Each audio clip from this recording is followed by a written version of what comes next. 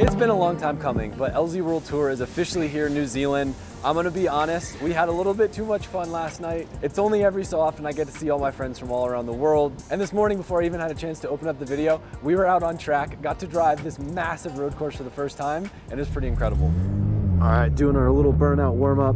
I'd be lying, guys, if I didn't say that I was nervous. This track is gonna be like a 4th gear track, which is kind of insane on the stock gearbox. With a car making 400 horsepower.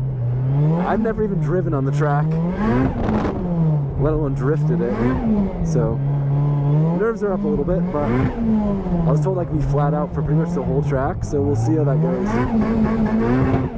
Car's a little bit loose right now intentionally. Looks like there's a lane that I can't cross over here. That's interesting.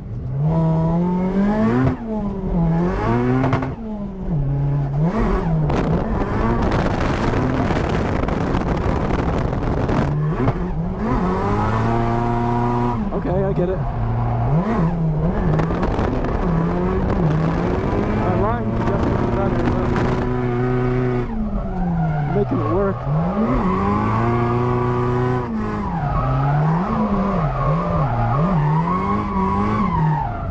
It could have been worse. For first lap out, I can't believe this thing will pull fourth. I feel like such a noob because I don't even know how to get around the track. I should pay more attention in the driver's meetings. Not off to a terrible start. I can actually add more grip to the car, I think, if I need to. The line needs some work, but at least we know the flow of the track now. It flows really well. It's a big track, and like New Zealand has some really serious cars. I feel like at some point in this video, I want to do a little feature and show you guys, because I feel like the only country I can compare it to would be like Ireland, in that everyone has these crazy, high-powered, but also like beautiful cars. And what's super sick, even though my S13 only makes like 400 and something horsepower, I'm still able to drive with everyone because Tire Streets, supporting drift events globally, bringing the Accelera 651 all the way here, levels the playing field. I cannot express how amazing it is to confidently be able to chase and know that I'm gonna have the same amount of grip as the person that I'm following. On a massive 4th gear track like this, I was getting almost 8 laps in that car, which is kind of ridiculous. And if you guys wanna give them a try, you can head over to tirestreets.com, get free, fast shipping, and if you use the code KIWI, which is live only for a limited time, you get 20% off Tire Streets exclusives. They're a big part of what makes the LZ World Tour possible. And when you guys support the companies that support us, it's greatly appreciated.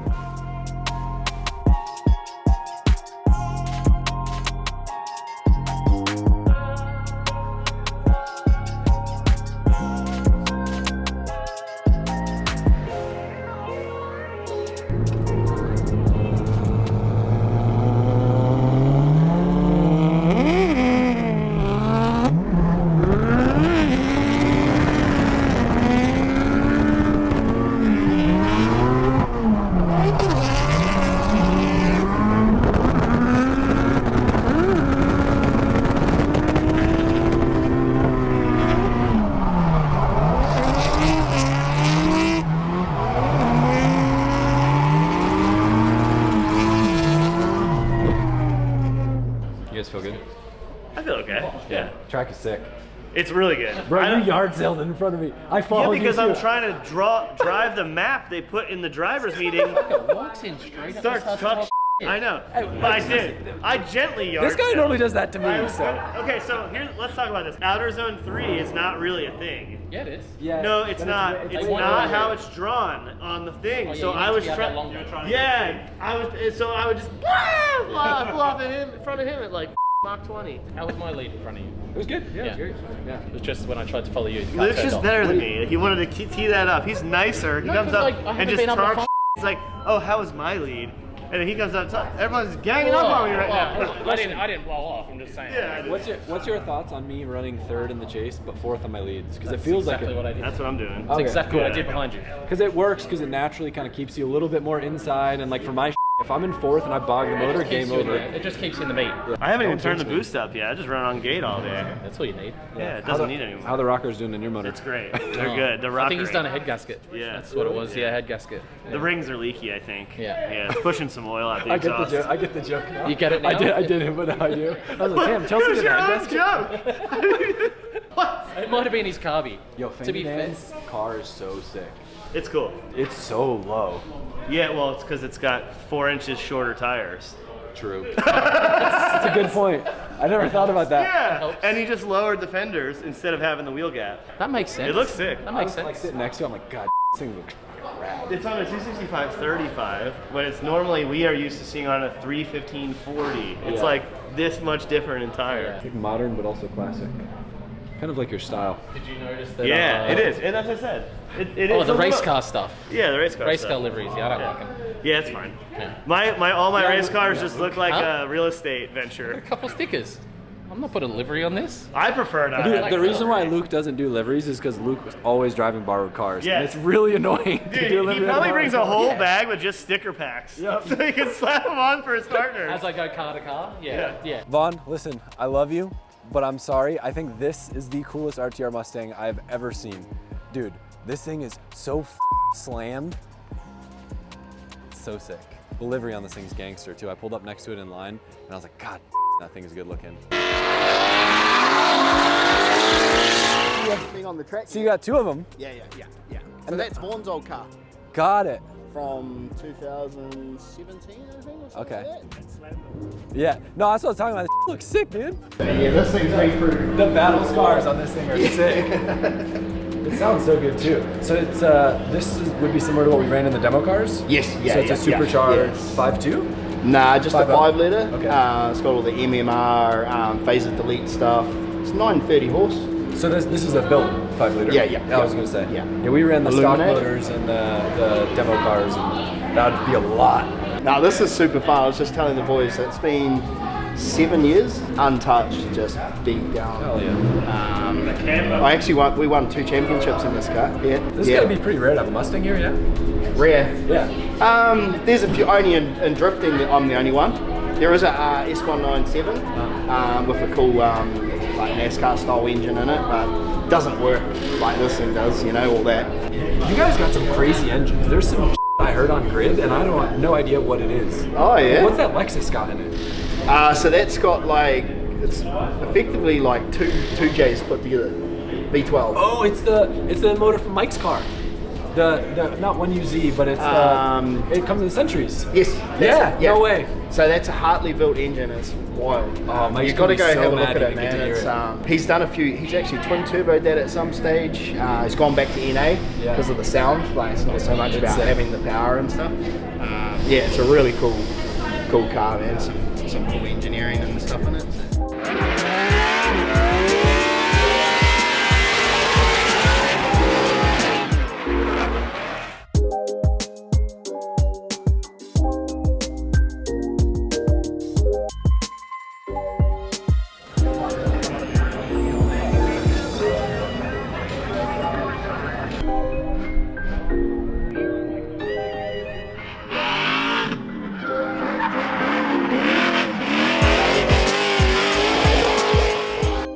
To make this a little bit more special for everybody here, right?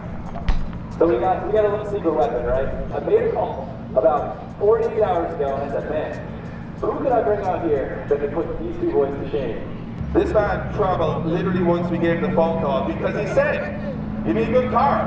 I'm going to tell Dwayne McKeever and Luke Fink what drifting is all about. All the way from the USA, our very special guest. Give it up for Chelsea DeNova!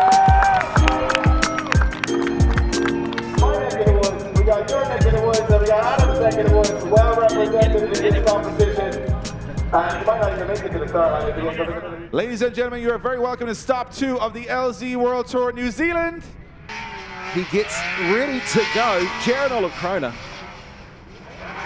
He's been a D1NZ Pro as well for about the last 6 or 7 years. Built that car a couple of seasons ago. The engine built by the brother of our most recent before Liam Lawson Formula 1 driver. And he'll come through to finish. Yeah, beautiful car. And touching back real quick on Ash Anderson, he ended up getting an 87. What a great way to kick things off. Well, Think it comes from something else? Some of us call him Daniel when he's in trouble, but I asked him, like, why Fanger? And he's like, why not? And I'm like, okay, I'm not going to get Can't an argue answer. with that. Yeah. No, you can't argue with that. A big piece of Americana sliding around. This feels like home right now. I mean, these Mustangs, they are such a handful. They're such a difficult car to get ripping around. But once you harness it, once you bridle that pony, these things look incredible. And Vangadam's got this thing nailed down. Ah, man, if I squint, it almost feels like I'm already in Atlanta. Look at that run. Samet just picking up whatever car was available, whatever keys were in it, just jumping in and going out for a rip here. So let's see how Samet does coming through. Second outside zone. Nice quick transition back on the throttle. Big wing, 10 points. Everybody knows the rules. Tons of smoke coming off the 651 Sports as he keeps pushing through a little bit of a left foot brake to get the car out to angle, but nice and tidy there. Samet putting a lot of laps in that really does need to be a higher point score for the wing. I just want OMTs in battle. Bring it on every time.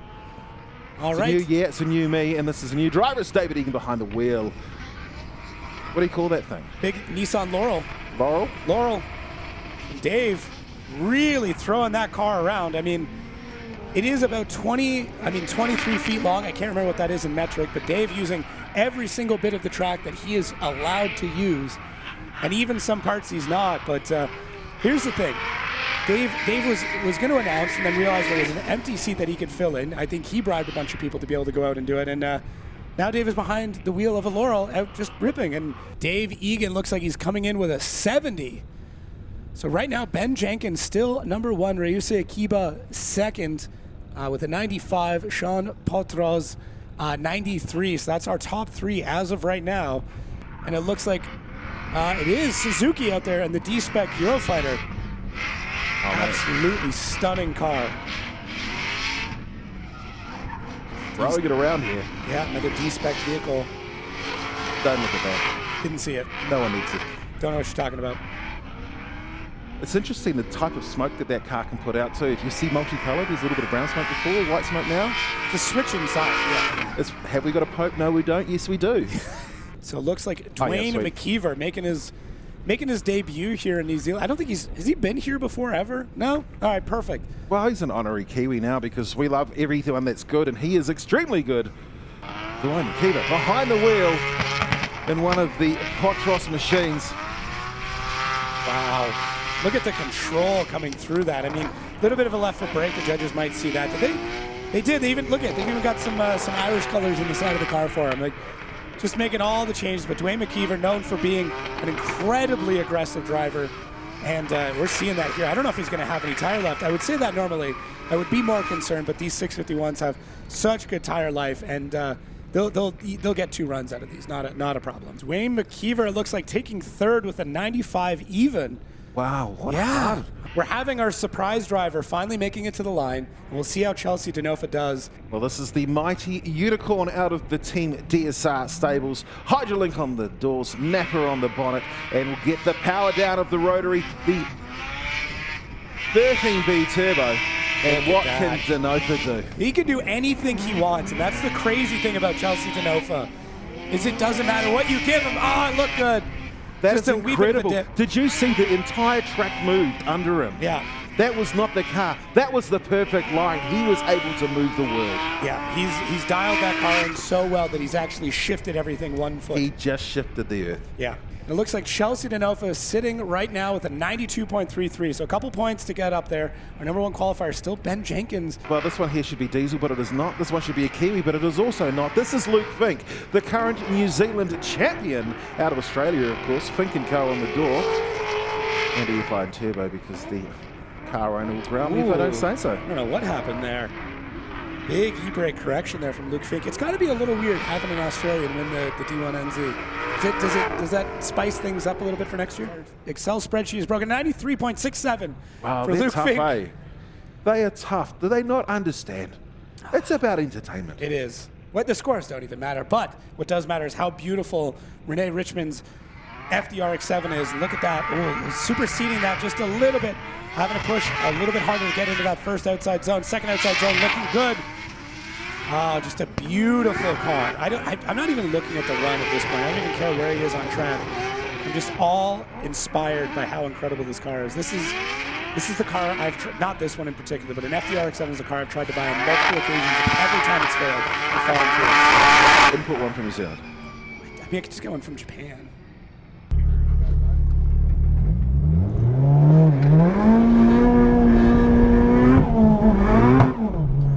for lap 1 of qualifying. Gotta do my thing, same thing I've been doing in practice.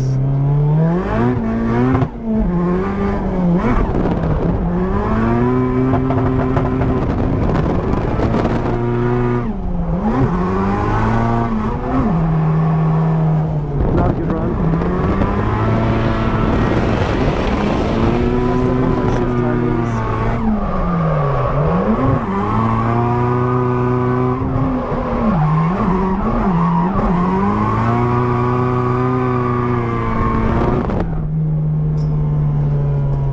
Bad score, but we'll do better. Just need to push a little bit deeper on entry. I got a little bit confuzzled. This is New Zealand too. Should he be Adam LZ? I think so. Coming from Canada, we also say Z. So.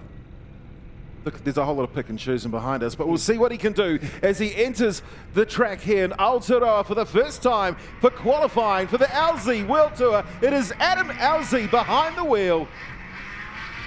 Looking good so far. Could have been a little bit deeper on the second outside zone, but the rest of them looking really good, very stable. This is a car he hasn't driven in quite some time, and they threw it on a boat, got it over here in record time, back on the throttle for the last outside zone. I want to get a big round of applause for the man himself, Adam LZ, as he comes across the line.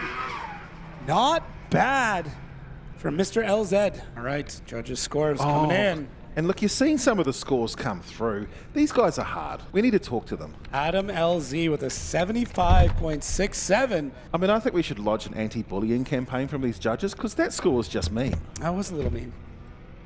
It's to build the story, though. Well, let's see if we can build the story a second time as each of these drivers is back out for their second go. Ash Anderson, I think, this time. Definitely looking a lot better than his previous run, which was an 87. So can he improve on an 87? Ash Anderson, yeah, looking much more stable, a little bit more fluid, some more commitment through that run, and altogether, I would say better. Oh, so interesting. he was Okay. sitting at 95 for LZ up until the final corner, and this is what we heard from one of the judges, and after that they decided just to bully him. Now, he may have just sandbagged it to make the story a bit more interesting. He might have went, I'm driving too well, I need to pull back a little bit. Well, we'll see what this man can do. His last lap, he was a average of 92. This is Jaron Olipkrona in the Parts Trader NZRCF Lexus V12 twin turbo under the bonnet.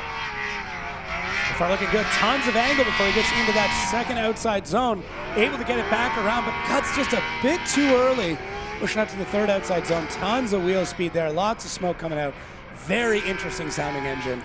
Just anything that's just, not a V8. And we note the pink flamingos at the bottom of the door under the Parts Trader. Do you have flamingos here? No, he's just a great fan of Florida. Ah, okay. All right, quali lap number 2. I messed up my shift timing on the first one, so I got to make sure I click fourth at the right time to get in that first zone good.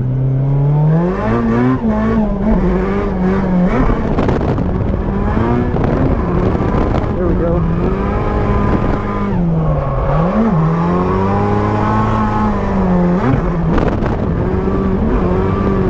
It's all right. Definitely could have done better.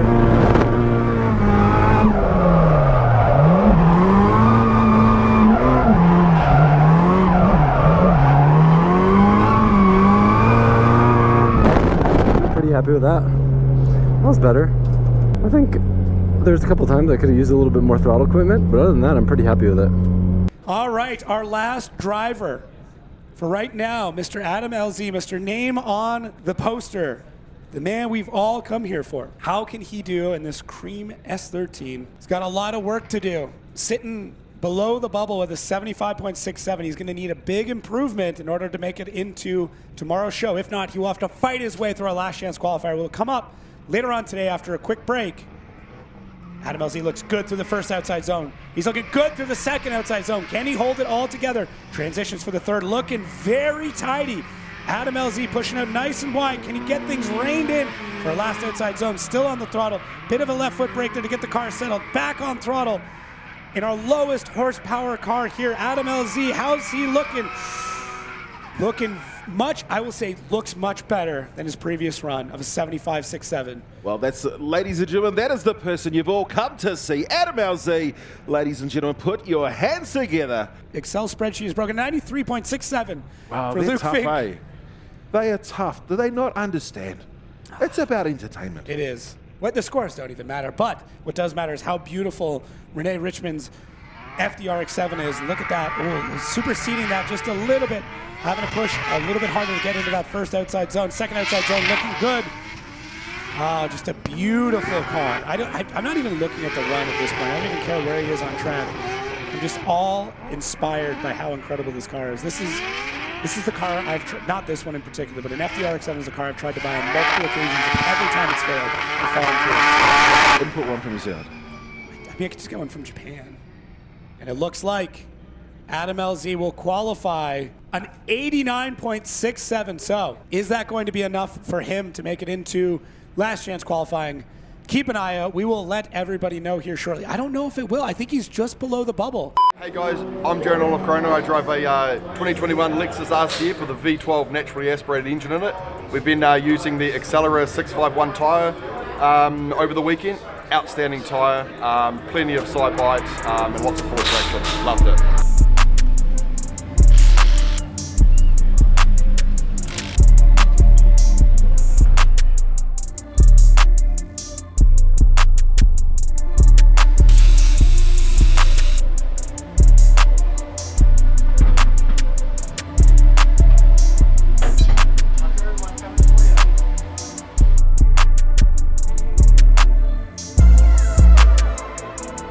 All right, so we're going up for our first battle. We qualified 17th, so probably the worst I've ever qualified in LZ World Tour, but that means we get to drive more today. And our first battle is going up against Dave. So Dave is actually announcing and driving at this event, so we have to go up against each other. We're the third battle. I am not even sure what car he's driving, but it should be a good time. I haven't had a whole lot of tandem practice on this track, but it flows really well and you kind of have to be flat everywhere, so should be a good time. And yep, okay, bye. The lack of B-pillar in that thing looks crazy. And you're like sitting in between the doors. That's ridiculous.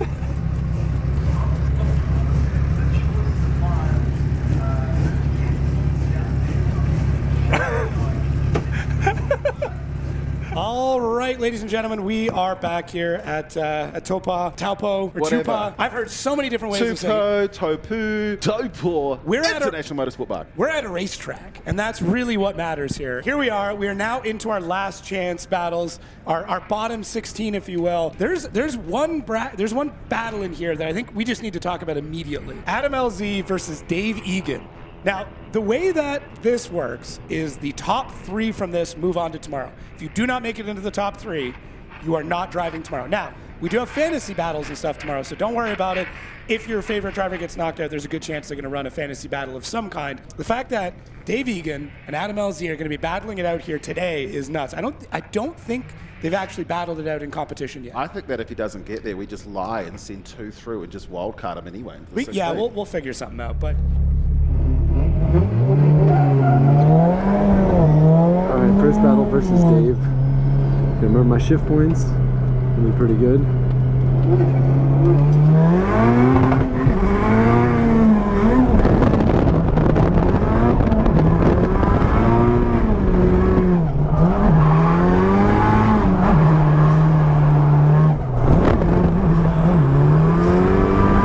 Weird run. Looks like Dave's doing a good job though.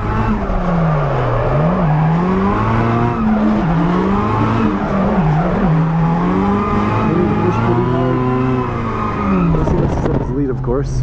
He's on me pretty good. I heard him the whole time. I'm gonna take chances. See, this is where I probably should have had a spotter. So I had a spotter, they would tell me, hey Adam, don't push too hard, or hey Adam, push really hard, because he was on your the whole time. Because like he could have straightened and I have no idea. So I'm kind of set up where, I mean, I guess it's a good thing for the show, because I'm gonna drive my hardest. It's a bad thing if I care about winning. It just isn't the most important thing. I just really like getting as much seat time as I can. Obviously, because I feel like, you know, a lot of you guys come out to these things and you want to see me drive, so I do my best to drive as much as I can, you know? Time to do my chase. Well, talking about putting on a show, this man here is certainly putting on a show. Why? Because you are all here today, this weekend, because of him, and that is this man, Adam Alzey, who leads the way in the 180. And he is hammering the gas down, trying to create a gap between himself and David Egan. They come through the center section, get ready to switch. Alzey, hard on the gas, closing up the gap though is Dave Egan as they head down into the hairpin. Adam Alzey needs to stop the throttle, get hard on the gas, great angle as you'll come through. Oh, a nice looking run. Oh, yeah. Keep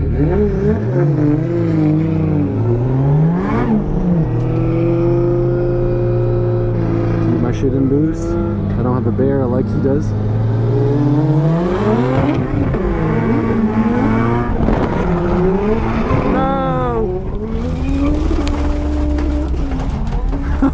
God. The grass! The grass! I went off. Well, Dave Egan in the L-Dog heads out, running a, oh no! Don't look at, oh look, there was a dirt turbo from the car up in front. Maybe we can zero him off. Dave Egan, he'll come through. He needs to still hold on to the drift. Was it a wheel off? Is he going to see a zero as well? It's all right, it's on the green stuff, surely.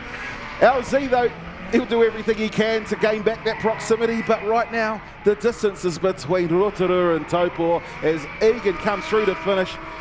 That is not a way to keep a Māori boy into a commentary position, is by beating up on the big dog himself, Adam LZ. Dave, what is going on? So, what I'm wondering, though, is was Dave Egan already going off track and Adam was just chasing him, and then Adam was then more or less lured off track? So, that's the only situation I could see this kind of turning the other way is Dave's got his hand out the window. So where is Dave on track? Yeah, Adam should be on the inside, but Dave was already going wide, so. Well, let's see. It's going to come down. They go through. They're having the chat. You can see Dave's already got out of the car. Adam's going to do the same thing. Give them a round of applause. Oh, we got loads of grass in Ireland. Any amount you want, we'll send it over. All right, guys. Waiting on the judges' decisions, but are you guys enjoying New Zealand so far? Oh yeah, it's great. It's an honor to be out here and driving with some of these guys that I've seen crushing it on social media for years in competitions, D1NZ. So I'm very thankful to be here. Dave Egan gets the win. All right, I'm sure we will see Adam out there later on tomorrow, and yeah, Dave's on cleaning up duties because Adam's car's.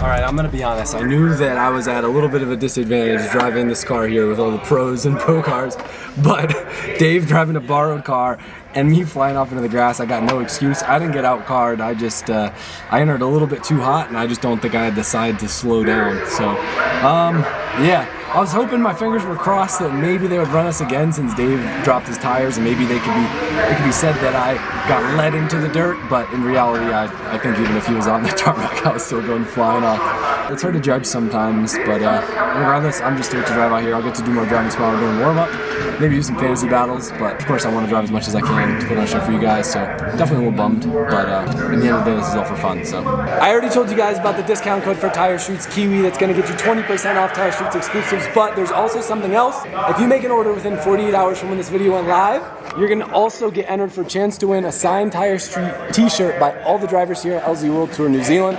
Bunch of heavy hitters on these things, super cool, and we got 5 of them to give out. All right, so as you guys know, Kansei Wheels has been a long time and a great partner of the World Tour, and for New Zealand, we wanted to do something special and hook up someone from New Zealand with a set of Kansei wheels so they could have them on their car at the car show. So we're going to walk over to Brooke, who I don't personally know, I should say. Well, we've never met in person, but we've kind of talked on Instagram because he's had a lot of really cool cars and always has cool, great fitment on his cars. We got him set up with a set of Kanseis, so we're gonna go check out his car and talk to him. All right, so I'm standing here with Brooke and his beautiful 180SX. I need to ask you, what wheel style did you pick? We've got the Kansei tandems and the Hyper Silver. Yeah, I sort of matched with the silver factory paint quite well. When I introduced you, I said you've always had like really good taste in wheels, fitment, color schemes and stuff, so I knew you'd do it right. Are Kansei wheels common here, or? I literally looked on Facebook Marketplace like when we talked about these and there was nothing. Yeah. Like I haven't seen them in New Zealand. It'd be good to have them here. Like they're a nice, affordable wheel, good designs and color schemes, and yeah, it'd just be good to have them. Give me a little bit rundown on your fitment spec. Up front we've got the 79 plus 22 with a 5mm spacer just to keep it off the bags, and then on the back we've got 79.5 plus 12 with another 5mm spacer just to get it close to the guard. Hell yeah, so 17s all around, so you can be nice and low. Yeah, I love 17s. I usually run them on the front, but I run 18s on the back because I like, this is gangster. But you're on air, so. Yeah, like I tried the staggered fitment, but with the bags, the 18s tuck way too hard. I just want it to be guard on guard all around. Yeah, it looks sick. So this car you haven't had for a crazy long time because you had the 15 before this, right? Yeah, I wish I still had it, but you know, always liked 180, so I've had this is probably my third one. Is it fairly stock? Anything like under the hood or? Stock SR20, but the guy before me, he's a sales rep for a Max ECU. He chucked the Max ECU and it goes pretty well for stock. Just got the front mount exhaust. What's next with it? Definitely power mods. It is slow, but it goes good for stock. I just haven't driven it much, just with wanting to change things all the time. Like I've changed the wheels heaps, the aeros changed heaps. But yeah, no, it's a great car, great wheels as well. So. Well, thanks for bringing it out here. It definitely makes the Kanzeis look good, and I'm stoked. You know, of all the cars I could have picked, I knew you'd do it right, and the car looks killer. So, and it's great to finally meet you in person. Yeah, for sure, man. Beautiful. There's no way. Look at this. I don't even want to touch it. It's original. Well, and look up here. No cracks. We're gonna do a little walk through the row of S chassis. Do you know this guy? How's it going? Nice to meet you. It's a cool car. Thank you. This isn't a factory color, right? No, I like it. It's like a root beer. Looks good. I like the wing too. You guys all have really good fitment here. Thank you. Is that like a New Zealand thing or? It's a style thing. Yeah. For the most part, I feel like everyone has like really good taste in wheels too. Sick. This is my favorite color, of course. Is this one of you guys? Yeah, I love it. It's kind of cool without the two-tone too. I need fitment like that. He's on air as well. Yeah. Is air common here? Just because of the roads, I guess? Car's sick. When I got it done, I literally, the guy knows Sam that did the work, and I said, I just want my car to be lower than Sam's car. Yeah? Yeah. So I put 15s, and there's a few things that need to be done, and probably can bring like another 10 mil, 10, 20 mil lower. What wing is this? I've never seen it before. I just let you look at the brand underneath it, bro. Oh yeah? Should I know it? Oh, it's a Veilside wing. That's pretty cool. That's a flex. This thing's cool too. So would this be an original LP2 car, or is that? No, it looks a little brighter. Still cool though. Not a navy blue S15? That's not, is that factory? No, it's carbon black from a BMW. Got it. Yeah. Carbon black. The weird thing is though, it looks like it would be a factory color. Yeah, I tried to kind of make that happen. I like it. It doesn't look too flashy. Yeah. Spec S, Spec R drivetrain. Sick. 285 kilowatt. Yeah? Yeah, Oh, yeah. It's okay. I love how many different ways there are to build an S chassis. Yeah. It's still like it's old school stuff in it. Like, I know old school Grady Clennon and stuff. Look, it's a giveaway chaser. They brought it all the way to New Zealand. It looks pretty similar, right? I like the wheels. Thank you. Yeah, they're sick. What wing is that? Cockpit Tamakashi. Cockpit Tamakashi? Yeah. I've never heard of it. Oh, is this for the antenna? Yeah. That's crazy. I was wondering what the hole was. Damn, the seats are sick too. Sick. All right, so I need to ask you. Yep. Why is it that New Zealand and like Japan have such close ties? Is it because of proximity? I know that like there's something in the culture. There's like this relation between you guys. I don't know. Yeah. Actually, I mean, I've got a lot of mates in Japan because of this car and then my other car, the Cresta that I've got. But it's fun. More the internet power these days, I think. Yeah. I just feel like you guys have been doing JDM cars right for so long. Like they still haven't figured it out in America. Some cars. Yeah. I mean, you take a look. We've got all the Laurels and Superos over here, and I mean, 90% of the car parks in this end. Yeah. I mean, Jay-Z's only really came over in 2020-ish. Yeah, that's fair. Cool. There's a lot of cool cars here. Thank you for showing it. No, you're good. How come you didn't get to park with your friends? Well, I have a baby. I have a 2-year-old. So when he was sitting here, the sun was like right in his eyes. Got it. And he's like a midday nap sort of boy. Alright. So we all love bags. We all love like mad fitment. It's really low. Yeah. So the front bumper, Is that a stock front bumper with a lip? Stock shark nose bumper with an East Bear front lip. I never see anyone do shark noses. So it's Yeah. cool. It's either like pig nose or aftermarket bumper. Oddball. But it reminds me of a Aero S15 front bumper. With like the way that the lip kind of has the cutouts. Chassis rails on the ground. Yeah, I So bet. anyway. That's sick. It makes me feel like my two-tone car is high compared to this. I do drive it jammed. It's dumb. I love the one bucket seat too. You know what someone was telling me the other day, and I don't know if this is accurate or not, but they were saying that in Japan, it wasn't a money thing why they would put one bucket seat in. It's because they would sleep in their car. So they wanted to have their reclining seat on the passengers. They would, like, I guess they were telling me they'll go to track days, and the Japanese, they would sleep in their cars at the track days. Really? Yeah. I don't know, that could be completely fictional and it's not a thing, but like... I mean, I was asleep in this earlier, so... It makes sense. Yeah. You don't want to sleep in a bucket seat. No, no. So is that an old school bride seat, but with like Yeah. new school No, padding? it's Zeta 1. Got it. I didn't. Zeta 1. I've never seen like it's like in between. Could be just hodgepodge from like random cars as they come across life. Do you guys say bride the proper way here, or do you say bride like us Americans? We do say bride like Americans, yeah, Okay. but it is British, yeah. I feel like if you say it the proper way, you sound like a tryhard. That's why I don't say it. It's like saying Porsche around non-Porsche people. Yeah, you guys all got rare wings. What's up with that? I know. And then R Magic, so like supposed to be like RX-7 stuff, but they made a really oddball rear bumper add-on. I am unfortunately like grease monkey all around everywhere. Like all the boys' cars, I am like always under them. I'm the slave labor. Oh, so that's why you do the air, so it's easier to get underneath. Well, no, I do all the air installs on everyone's cars, like all the work and stuff like that. So If I put air on one of my cars, could I do an oil change without jack stands? Probably not. It doesn't go up that high. All right, I'm not sold. Almost sold me. That would have been cool. When you drive around, I need to know what's your ride height? About 10 to 15 mil higher than that. Okay. Yeah, because my one problem with bags is when the people ride around, it looks like they're like riding around on stilts, like they got a 4-foot gap. So I have Ben. You would have seen him. I was in front of him.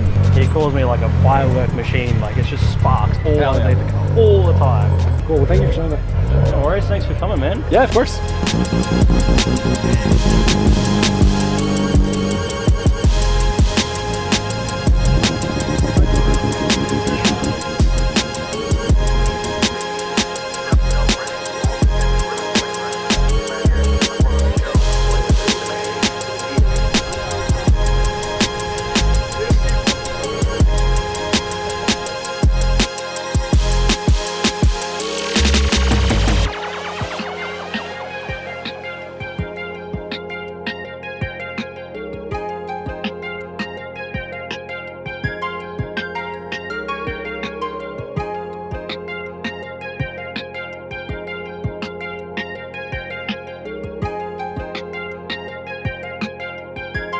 And what this means, neither of those cars are owned by the people driving them. No, this is like musical chairs with horsepower. So basically, you look at Liam, and we always say it, you can't have a good chase without a good lead. And you always think about the chase car more, because that's the exciting part, right? You see the car getting close. But this is a really good lead as well. So he leaves him all the room in the world to make the moves, and this is my favorite. He's losing ground, but he actually accelerates at the point you decelerate, and then jumps on the left foot, which basically puts him back on the door. That's a tricky maneuver, and it's a risky one, because sometimes you get it wrong and you just smash into the lead car, but he does a really good job there. So I would say we've got a small advantage to the GT86 right now, but it's only halfway through the battle. Everything can change, and of course on this track you can always just dip a wheel, you can always go a little too hot somewhere, and again, sun's starting to set here. Beautiful scenery, by the way. It's like a Windows XP backdrop drift event. Do you know what we call this? New Zealand. We come through the gears and into that first corner. Liam's got to put the pressure on from the off here. Well, it's a borrowed car for both of these drivers, and it is the man from Canterbury who leads the way. He's in the RHP Reed & Harrison Performance Machine. It's an LS up front, and here comes Liam Burke. Liam Burke, the former D1NZ champion, but he's going to come through, over-rotate, and he's going to throw it all away as the Cantabrian chucking a couple of shuckers out the window to finish the lap. I had opened my mouth to say this is the best chase run I've seen on this track, and then the minute I did, I commentated in my mind the commentator's curse. He pushed too far. He went on the inside. He actually did the reverse. He went down the inside, but he knew he was going to make contact, so he had to come on the front brake, and he just got a little greedy, and it cost him big time. Liam, up this transition, like through the middle of that track, is very scary in the smoke, and he made it look easy, but right at the end of the course, wow. Yeah, right at the end of the course, I think He just tried to put the exclamation point on. He transitioned a little too early in the chase, maybe. Just a little too early here. Caught himself. He straightens, actually gets a bit of grip. And he's coming in too fast, so he has to kind of over-rotate. And I think, to be honest to Liam, if that was his own car, he probably would have just crutched on. Mac in the chase, and this is, I'll be honest with you, if he gets close here, he's going to win this. He just has to go close, because not a major amount of proximity from Rody in the first half. So let's see what happens here.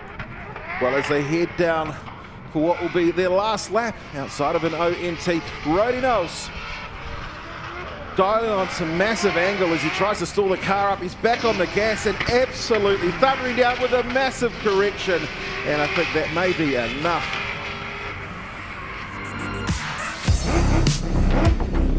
Alex Blair moves out there as well.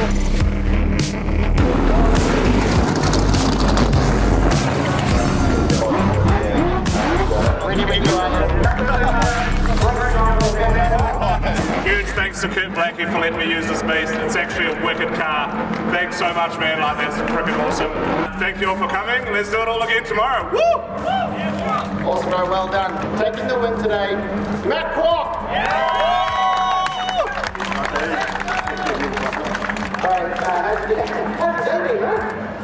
We're on the bus. We're on the bus. Well done, mate. Anyone you want to say thanks to? Yeah, mate, just want to say thanks to Steph, because Alex missed her out. The really important part of, if I does the 20 and the face of it, Steph does the 80. Thanks, mate. Yeah, righto, guys. Bring it on. Tomorrow we'll be back there. Yeah, hands together again for these top three. What a show. Thank you so much to everyone that put this event on.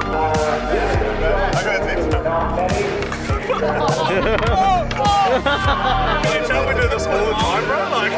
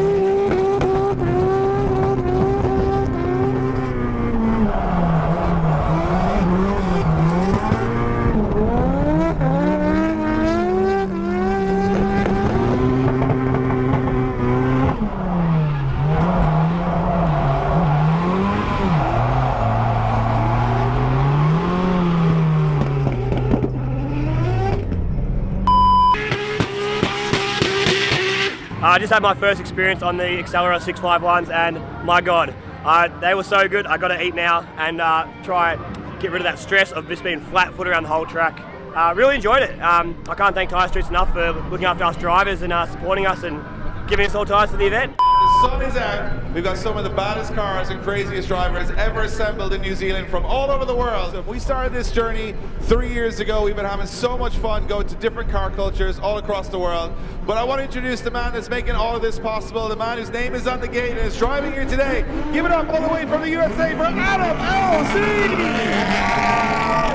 Adam, it has been a crazy weekend already, but we're having some fun. It's amazing to be here. I've wanted to come to New Zealand for so long. I know you guys have been asking us, and Dave and I have been talking about this. Super excited, and I got to say, it did not disappoint. The energy you guys bring, the cars here are incredible, and the track is phenomenal. I know you got to take some laps yesterday. What did you think? This track is so fun to drive, and what I'm looking forward to is we've got D1NZ champions, Irish champions, Australian champions, UK champions, and Formula Drift champions all together on track today. Yeah, I mean, and a lot of you guys weren't egos lucky going enough around to the see place. yesterday. Adam, We had our there's a lot of guys want to win this Chelsea today. Denofis in town, and he's been shredding, driving a rotary. So cool to see that. But yeah, there's some serious cars here, and there's some really great driving going on. Well, that's for sure. We're going to wind things up as we get to the main event later today. One more time, New Zealand, before he gets in his car, will you give it up for Adam LZ? Will you give it up for Adam LZ?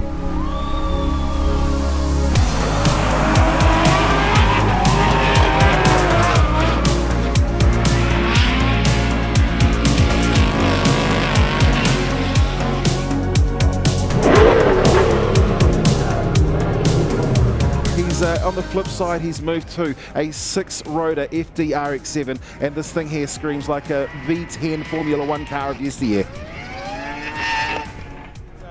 Ryo Suzuki pushing the pace already as we get a big initiation there from Ryusei.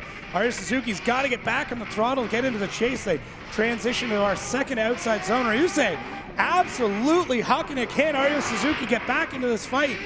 As Ryusei really putting the pressure down. Ryo Suzuki's got to get on it in that BMW, and there he goes. We see a left foot brake from Ryusei coming around our last zone. These two absolutely legendary Japanese drivers and across the line. Oh, so it's Dwayne and Sean Potros. So the Potros effect out there trying to knock on the door. Yeah, Dwayne McKeever. I mean, this is, gentlemen, this isn't competition. This is fun. Dwayne McKeever out front laying down, but there's Potros coming in, just absolutely starting to push the door through. Oh, going wide for both of them. And a typical Potros, just keep your foot down, power out, and off you go. Following in now, how is he going to do in the chase? We saw what he was like in the lead. Transition out, can Dwayne get back into the side of the door? Oh, what a transition as they come into the 3. Dwayne, you can tell he's not paying the bills, and this car gets a little bit lost in the smoke. He's going to dive now. Oh, he's going for it, yeah. Come on. There it is. The invitation. Yeah, Potros was going, come on, mark the door. Yeah, the international sign for come hit my door. We know who the local boy is. Give it up for Sean, our winner of the Fantasy Battle. We'll see both of these guys back out here later on. No bonnets, but all the rotors. This might be the loudest battle we've got today. As much as I love to hear you talk, I kind of want to just hear this.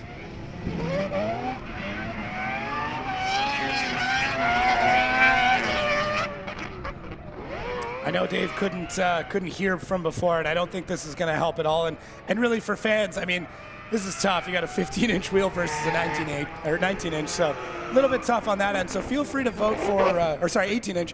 Feel free to vote for whatever car you like the most. The battle doesn't really matter. We're all just winning because we just got to see 10 rotors go absolutely flying down the track here. I think he was given the biggest gap we probably ever want to see, just so that Benji can do this. Yeah, just to catch up.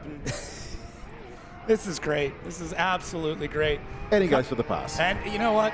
Well done. Well deserved. Who thinks Jay Duca in the 4-rotors won? There you go. Okay, we'll give it up to Jay Duca. You are the winner of our Fantasy Battle. Adam LZ, obviously in that very iconic cream S chassis, and he is going up against Luke Fink, who I believe has robbed a child to steal their 350Z. Because it's got teal on there to match your hat and Tiana's hair. There we go. So.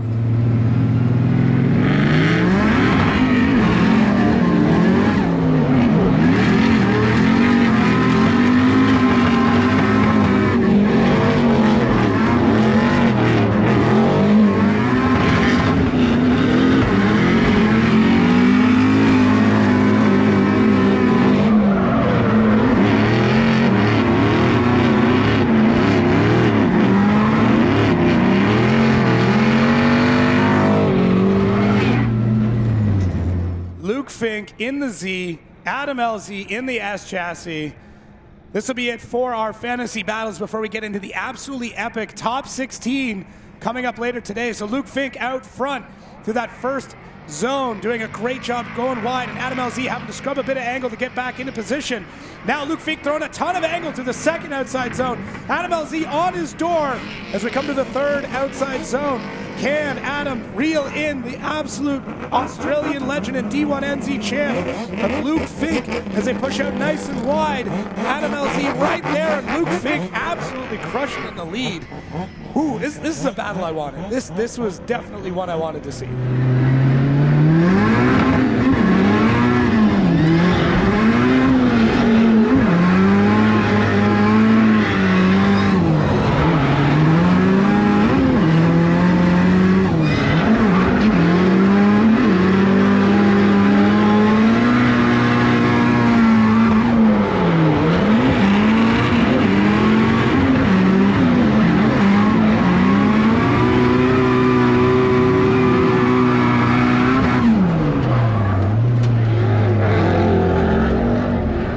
Swapping him around now. The man, the legend, the mustache, Adam LZ out front against the absolutely epic Luke Fink in the Z.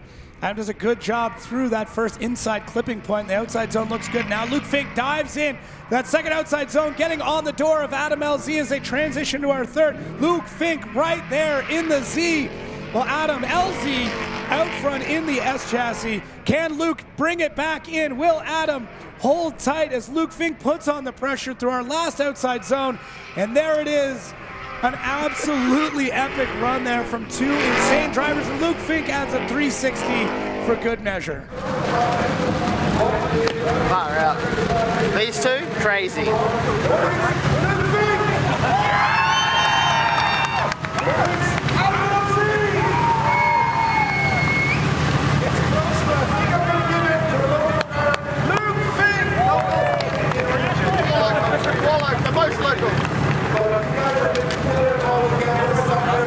This is going to be a wild main event later on. We are going live at 2 p.m. with the top 16 main event. Steve, Jacob, we are ready. What's up, guys? Ryusei Akibo, and I'm running this Accelera 651 Sports, and this feels so good. Thanks for supporting this huge, amazing event. Let's go!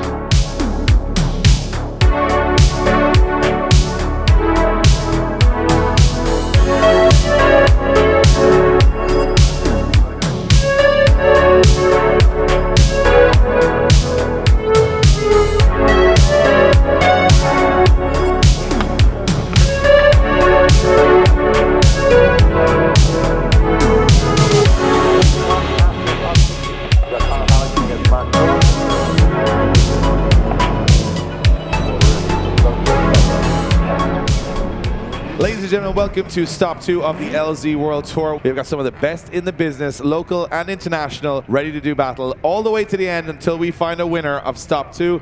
My name is Dave Egan. I'm going to be joined in the tower by my good friend Jacob Gettins. This is my only commentary gig this year, and I'm so excited that it's here in New Zealand because I'm having a blast. The weather's amazing, the track is amazing, the cars, the builds, the show cars. We've been hanging out with all the fans. We hope you guys have had a really, really fun weekend.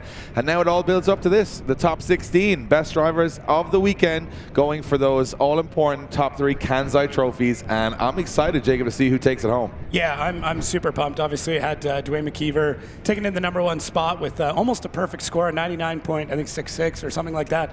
Absolutely wild, and there's some great battles in here. It's going to be a fun day. One thing that I love about this is the unpredictability. If you're a local fan, you're going to see a lot of the matchups here that have happened, you know, in previous competitions. But there's so many drivers on the grid in weird and unusual cars that they've never driven before. You got Chelsea Nova out there in a rotary. You got Luke Fink out there in everybody's car in the whole grid. You've got some incredible battles coming up that you don't really know. You might on paper say, hey, Chelsea's got an advantage, but he's in a car he doesn't know. He's in a right-hand drive, rotary. It could not be more opposite than what he drove in Formula Drift.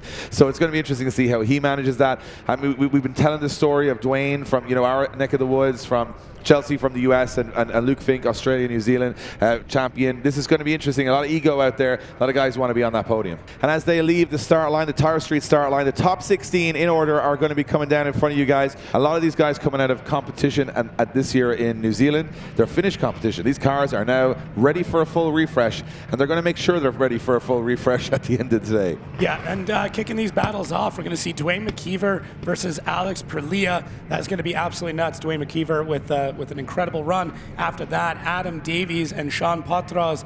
Another crazy set of battles. Ben Jenkins and Cam Martin. And then that will be, and that's followed up by Jordan Joyce and Fangadan. And that'll be one half of our top 16 bracket before we move over to the other side. Diego Ray Hader against Roddy Knowles. And one I'm looking forward to is Ryusei Akiba and Luke Fink. So Japan versus Australia there. It's going to be right from the off. Both drivers, actually Ryusei qualifying higher. And Luke in a borrowed car, but if you saw his run with LZ, he's ready to party. We got Connor Halligan against Mark Kwok. And then we got Chelsea Denofa against Pete Drever. So we've got a lot of local versus international battles. That's where we're going to kick off this top 16. I'm looking forward to that. Give them a big wave as they come by, you guys. Top 16 here at LZ round 2.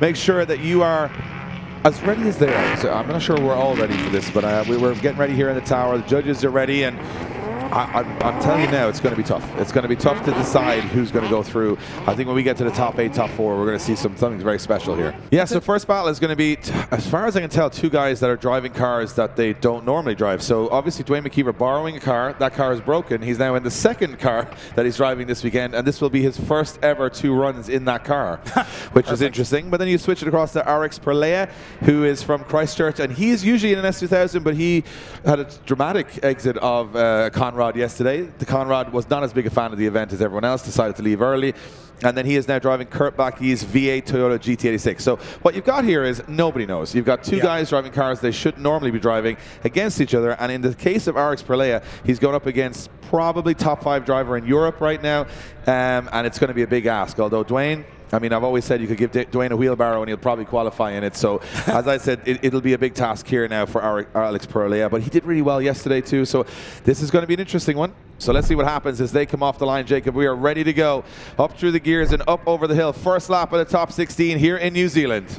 And we've got Dwayne McKeever out front and Alex Perlea following in behind. Dwayne McKeever doing a good job on initiation, already lighting that up. This might be a new car, but it looks like he's been driving it for absolutely forever. Whoa, what a transition already. Alex Perlea being able to dive back into the pocket while Dwayne McKeever really laying down as much 651 tire smoke, and Alex slides through and is able to locate the side of Dwayne McKeever as they come around. This is our first battle already, Dave. Not even the first battle, it's the first run. First run of the first battle. Run, and it's that good. We got 2 borrowed cars, 2 drivers laying it down, and wow, that was a very, very good run from Dwayne McKeever and Alex Perlea. I couldn't see much wrong with the lead run. And then Alex Perlea losing a little bit of ground at the start, but then all of a sudden here, Dwayne goes on big angle. This is Alex's chance to get back in the mix, and he does. He gets right up onto the door. It's ridiculous. These guys don't even drive these cars. No. This is just, it's like a pick and mix out there. They're just taking whatever they can. And by the way, at the end of that run, I think Alex got right back into it. He was really on the door. So as we move him around, I think Dwayne's going to have to bring that proximity. Alex Perlea now out front. Dwayne McKeever already starting to reel him in as they come to that first outside zone.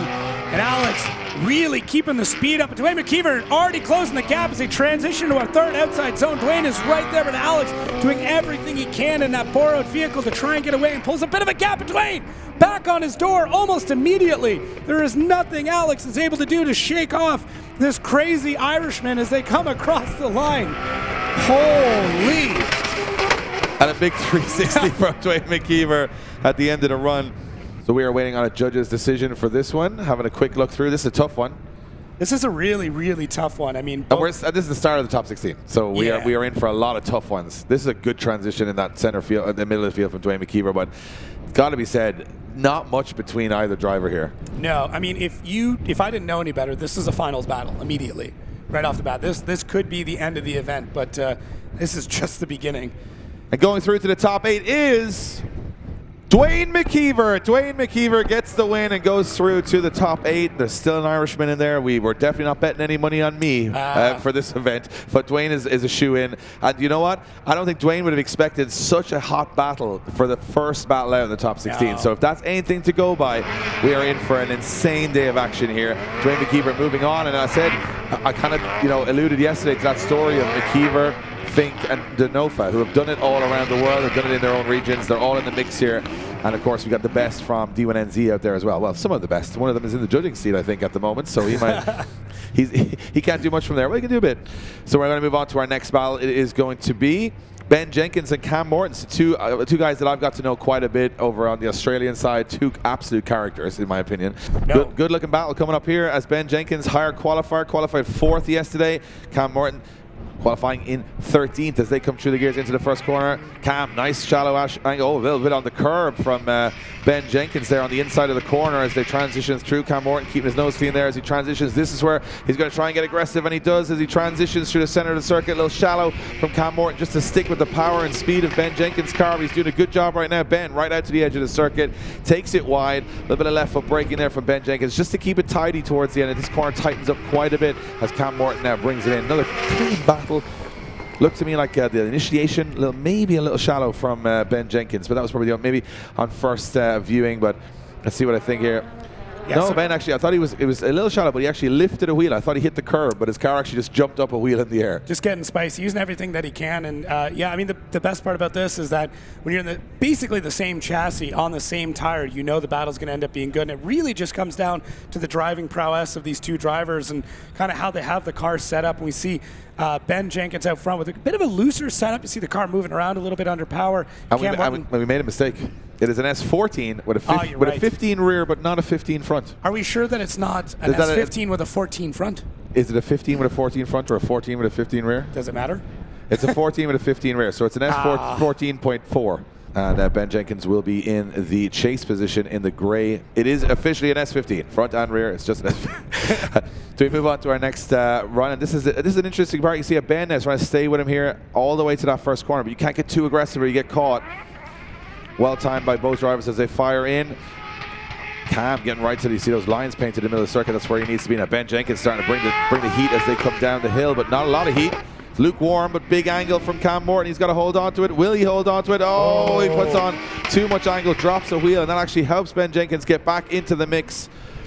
As it looked like Ben was struggling a little bit to catch Cam Morton through the course, but then Cam, of course, was so fast, he got off the track. Yeah, that is not ideal, as they say, but it's really good to see that Cam is pushing that hard and trying to, you know, when you are in the chase first and you realize you're a little bit behind, you know that lead run, you kind of got to put 10/10s down and really get that pedal to the floor and try and get as much speed as you can. And unfortunately, when that happens, all it takes is just a slight mistake. You're not used to going that fast. You start to shoot off course, but the aggressiveness that we saw to Cam Morton out in the lead was great to see, and it did allow Ben to get in and make up a bit of ground there, but it was a pretty large mistake from Cam Morton, who's just pushing hard, just trying to put on a show. Yeah, and I mean, again, you're trying to do something to win the battle, right? And it can go one way or it can go the other way. We're going to decision is coming in on track. Who is going to take it through to the top 8? It's Ben Jenkins. Ben Jenkins gets the win. No, you don't need to be a genius. We're definitely not geniuses. No, but one guy went off the track. One guy didn't go off the track. If you're new to drifting, that's why that happened. Yeah. We got Jordan Joyce and Fangadan. You got to say Fanga. Yeah, it's hard in my accent, but you got to go Fangadan. Fangadan. Yeah. All right, cool. Yeah, so Fangadan in the RTR. RTR. That's just an RTR Mustang. So this is a Spec 5D. And it's funny because I saw a practice run when Chelsea Denofa was chasing him earlier on, and it just looked like we'd mixed up the whole drift world. He was in the rotary chasing Fangadan in an RTR. And he's been all smiles this weekend, Fangadan. I had a good chat with him. I've been watching Fangadan for probably 15 years. I got to meet him this weekend. Super nice guy. And he's just all smiles. Loving. He says, the pressure's off. The season's over. This is just for good fun. And he goes up against Jordan Joyce in that S14. And Jordan will definitely have a look across to the left, know the experience that he's up against, know the level he's up against. But anyone's game on the Accelera 651s this weekend as they come into the first half of this one. Jordan Joyce to lead him in as the higher qualifier, 5th place qualifier. So Fangadan with work to do, and he's going in hot. Jordan Joyce out in the lead. Fangadan having to cut a bit of line there, but Joyce able to get nice and wide to the first outside zone. Could have been a little bit deeper through the second, but Fangadan able to keep things piled in there as that gigantic Mustang doing everything it can to labor through and catch back up as he punches through the smoke. And Joyce checking up a bit, but Fangadan able to capitalize on it, getting back into the side of Joyce as they start to make their way around our last outside zone. That was a sparring match, to say the least. For sure, you could see that it just takes Fangadan that little bit more time to transition than that. You know, it's just a longer, bigger car, and a couple of times he did everything he could, but it's a little bit more nimble than S14. It snaps a little bit more to angle, and then right at the end of the run, we saw that big dive from Fangadan, who, in my opinion, said, "I got to go for it here. I'm losing ground," and he did a really good job of it. Like, this is the first corner was really sweet from both, but just watch as Fangadan transitions. He just loses that little bit of ground that he's got to catch it here. Just transitions a little bit too late, and I think he's going to get caught in the smoke a little bit here. If you watch this, right there, completely smoked out, so he has to back off the throttle a little bit. Does well to hold it, but he has to do a massive dive into the last corner. Does get up onto the door, but has to almost slow so much it becomes an accordion effect, and he loses a little bit of ground. But still, both of these guys in the battle. Definitely nothing won or lost after the first run. It will be Fangadan in the Mustang in the lead position, Jordan Joyce in the chase position. Jordan, I think maybe with small bit of an advantage here. So let's see if he can get that proximity going. He's definitely going to be aiming for the door of that Mustang from the off. And look at this, way ahead of Fangadan on the run in. It's almost got to do it last second. And he does on the inside of the track. Jordan Joyce trying to get that chase run dialed in and Fangadan on a perfect lead run. Jordan's got to start bringing the heat, and he loses a little bit of ground there. Got to dive aggressively now. Delays it. Fangadan just stalls up a tiny bit on angle, but he's starting to pull a big gap here, and now Jordan's got to make that big dive. Fangadan over rotates. Oh, didn't see that coming. No, and you can see there Joyce cheering him on, still stoked either way. Jordan Joyce doing it. He's the fourth judge here. He's judging himself, saying, I'm facing the right way. That should be a good thing. Oh, man. Fangadan he's just aggressive. He knew. He made a mistake early on. He did, and he threw big angle into that last corner, which I'm not sure how necessary it was. Maybe just trying to put on a show for the fans. But up to that point, Fangadan had the advantage in this battle for me, because at this stage, he just stalled up a little bit here, comes on the throttle, and then he pushes so fast here. Watch this. Car picks up a load of grip, transitions back. He must have touched the front brake just to rotate the car and over-rotated it. A very uncharacteristic mistake for Fangadan, and you can see Jordan, he's pretty delighted with it. He saw that Mustang turn around, he went, that's all me. And that's all, folks. Yeah, that's all she wrote. So this will be an easy one for the judges. They won't all be this easy. Let's see which way it goes, and it is going to be Jordan Joyce getting the win, going through to the top 8. Jordan Joyce gets the win. Fangadan, unfortunately, that over-rotation knocking him out of competition. But what a legend, and I'm so privileged to have him here this weekend. Super cool. I'm a fanboy. I'm happy that he's here, and as I said, he's still going to be all smiles watching on now for the rest of the competition. So here we go, on to our next battle. Adam Davies against Sean Potros. So we've seen Sean Potros' car. It's won one battle already. Can it win two? And if it does win, it will face itself, which is, we'll see how that goes. We'll deal with that when we get there. I think we'll have to put Dwayne McKeever and Sean in the one car, and someone's on the steering, someone's on the handbrake and gears, and we'll see how it goes. Yeah, I think the harness is big enough. I mean, if it can fit one, it can fit two. That's and then for we'll just do it that way. We'll just stack them on top of each other. Adam Davies in the 180SX, so he's in the lead position. A very high qualifying run from Adam Davies, 8th position. But then if you look at Sean, he was in 9th. So these guys are pretty well matched. So let's see what happens as they come through the first corner, and we're ready to go. First corner again. Let's see who gets the advantage. This is where you got to time it so right not to overcommit. Both drivers clean through. They're lifting wheels off the ground. So much grip dialed into these machines as they transition through. Adam Davies hit that lead position, but he's got a lot of ground on Sean here.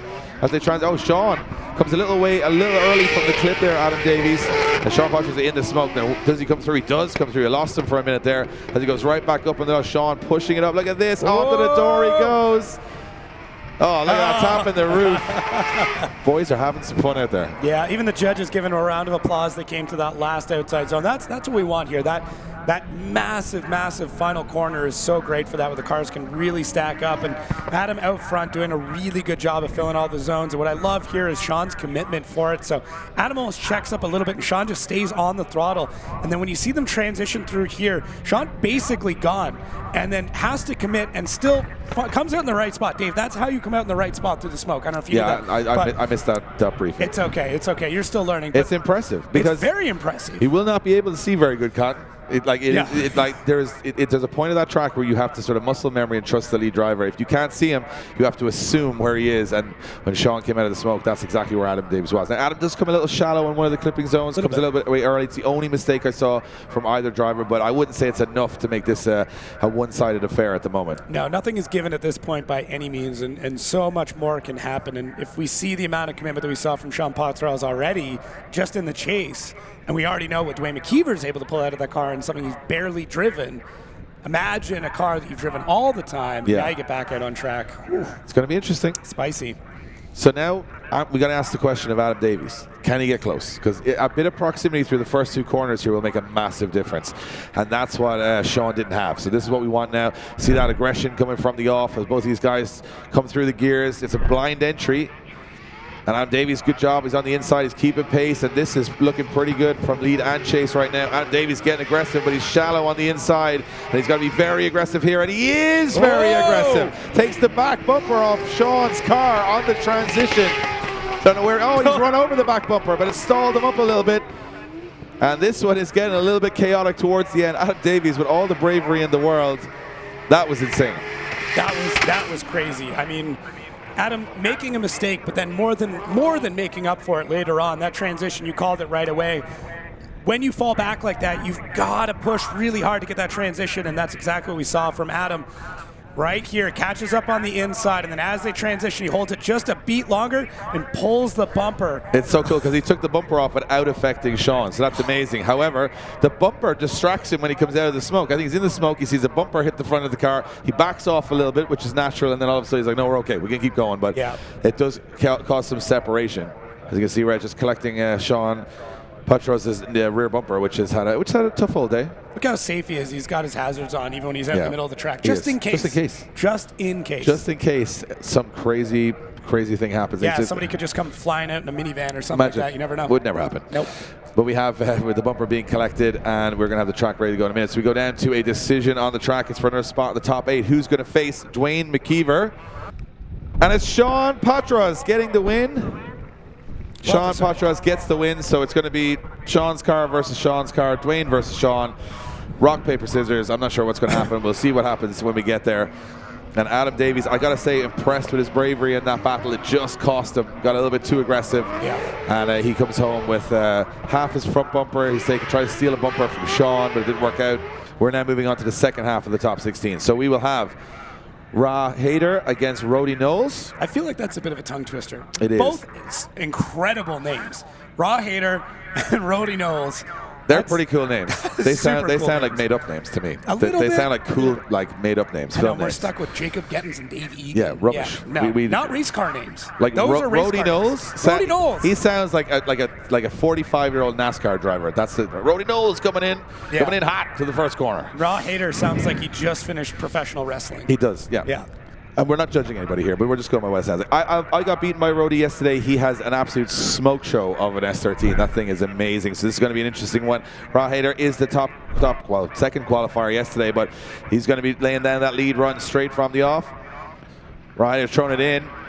Look at that line from the lead car. Will he hold it? He does hold it. That is exceptional. And you can see Rody get caught out a little bit. He's got to get shallow and get in the mix here. Does a good job on the transition. But Ra Hader, look at the pace of that car as it comes through the course. This is a really tough car to catch. And Rody Knowles trying to catch into that last corner. He's desperately trying to come off angle and off throttle. He's getting there towards the end. But I got to say that is one of the best lead runs I've seen this weekend. Yeah, that was really, really good. I mean, Rody Knowles just felt a little bit hesitant throughout the whole thing because Ra Hader's car looks so mint right now. I'm sure neither of them wants to really make that contact. But it looked from the off, I thought Hader's car was going off the track. It was such pace through that first corner, but he holds it, and I think it catches Rody off guard because he's trying to be shallow, and he's going, I'm shallow, but I still can't catch him. So it kind of gets you that in the mix of going, what do I do next? So you can see on that last transition, he's pushing as much as he can. Look, you're not a huge amount of smoke coming from Rody's car, trying to just play with the clutch to get close, and he does towards the end, but he's definitely left some options for Hader to get a little closer on the switchback. We're hearing some word from the pits. that because Sean Petros and Dwayne McKeever will face each other in the top 8, Dwayne McKeever will jump into another car for the top 8. Therefore, he will have done his qualifying in one car, his top 16 battle in another car, and his top 8 in another car. So this is going to be an interesting weekend. If he keeps going that way, it'll be, 1, 2, 3, 4, 5, 6 cars, something like that. Yeah, Half a that's dozen cars insane. by the time we're done. So we're gonna find out if he can. I mean, it's going to be his first lap competitively, not even a practice run. So it's going to be interesting to see. That's coming up in the top 8. But as we're still back here in the top 16, Ra Hader and Rody Knowles are coming back up to the start line. And right now, it looks to me like advantage Hader. That's how I would just go as far as saying the lead run was just too hot to handle for the chase car. And now, that, as I said, now spotter will say, any level of proximity you get here is just going to take this one home. Yeah, I will say though, Ra Hader, I mean, he was shallow in a few. He could have filled the zones out a little bit better. So if Rody Knowles is able to really fill all the zones, Yeah, if he gets the might big take angle it. on. Yeah. Oh, it's smoking tires. Real early. Really getting through those gears very aggressively as they come up over the Rody Knowles in the lead position. Flicks it into that first corner. This is good. Close from Hader right from the off here as they transition. Look at the amount of smoke, though. Get caught a little Hader in the smoke. Could not transition where he wanted to, and he lost a bit of ground. This one's starting to open up now as they come down to the second last corner. And look at this. Again, lost in the smoke a little bit again. Hader cannot get where he needs to be, but he does rescue it, get back up onto the door as Rody takes it out to the outer zone. Oh, that one swung back a little bit towards Rody Knowles towards the end. That's what happens. I mean, just because someone had a chase that wasn't amazing doesn't mean they can't lay down an incredible lead run. And Rody Knowles, he picked up pace. I don't know if he changed something in that car or just started swearing at it or something, but it seemed so much faster in the lead than it did in the chase. And maybe that's where he wins battles and makes up ground. But yeah, Ra Hader just not where he should have been through a lot of that chase run. So. And I can tell you from experience, once you get that car length behind, you can't see anything. There's just so much smoke. So I got to say, for Hader to come out of the smoke there, still be in the battle, that's very impressive for me, because that's where I went to no man's land. I might as well have been in Ireland at that point. I didn't know where I was. So at that stage, I respect the ability and the talent, because I've been there yesterday and it is tough to chase. So let's see which way the judges go. We got another spot in the top 8 up for grabs. And it looks like we do have our winner. We have a winner. And it's going to be Ra Hader. Ra Hader gets the win and goes through. Rody Knowles just burning off what is left. Might take him a little bit. And Rody Knowles not able to block out the haters. Oh. No? No. Right, okay. That'll pass. That'll pass. So, as he always does, leaving us in a cloud of smoke here, we'll probably see the track somewhere around tomorrow evening. But that is, we're back. We got another top 8. That's Ra Hader into the top 8, and then we move on to our next battle. It's going to be, this is what I'm looking forward to. Yeah. 2 guys I know very, very well. One I brought to Ireland about, I'd say about almost 10 years ago now as an Australian champion. He came over to Ireland and he came to Europe and he made a huge name for himself, Luke Fink, who has been all over the world competing against the top level. And then another driver that we brought over to Ireland and Europe in Ryusei Akiba, who came from Japan. I got one practice ride in Ebisu with Ryusei and decided to ship his whole car to Europe and send him there. That's crazy. That's pretty much as much thought as we put into it. But he has been exceptional. He won the first round of the Irish Championship this year. He's qualified with a 95 here. So, you know, Fink comes in as the favorite. But I will tell you one thing. Ryusei, he said last night, and I'm not saying he was in a bar, and I'm not saying he wasn't in a bar, but what I am saying is he said, I'm going to win tomorrow. He goes, I'm here to prove a point. Yeah, and if there's one man that doesn't know how to not prove a point, it's Luke Fink. Luke knows nothing but insanity. That is his entire life from you know, nose to tail. It is just craziness. And Ryusei Akiba, very, you know, silly, funny, and then he puts the visor down. He just becomes this little animal. Yeah, well, he also has a point to prove. You know, didn't have the best year in Europe last year, and he said this year is all about proving a point. So taking down Luke Fink, that would be a big point proven. But Luke Fink, he's in, doesn't matter what car he's in, where he is, what track it is, he's got the confidence to go out and beat anyone. So this is going to be a very interesting one. Has Akiba in the lead, Fink in the chase. Ryusei Akiba, let's see how he gets that initiation. A little bit of hesitation, tons of angle right off the bat. Look at that, but Luke Fink able to keep things nice and tight. He has to start cutting a bit of line to get back in. Transitions way on the inside, but then tucks back to Ryusei Akiba.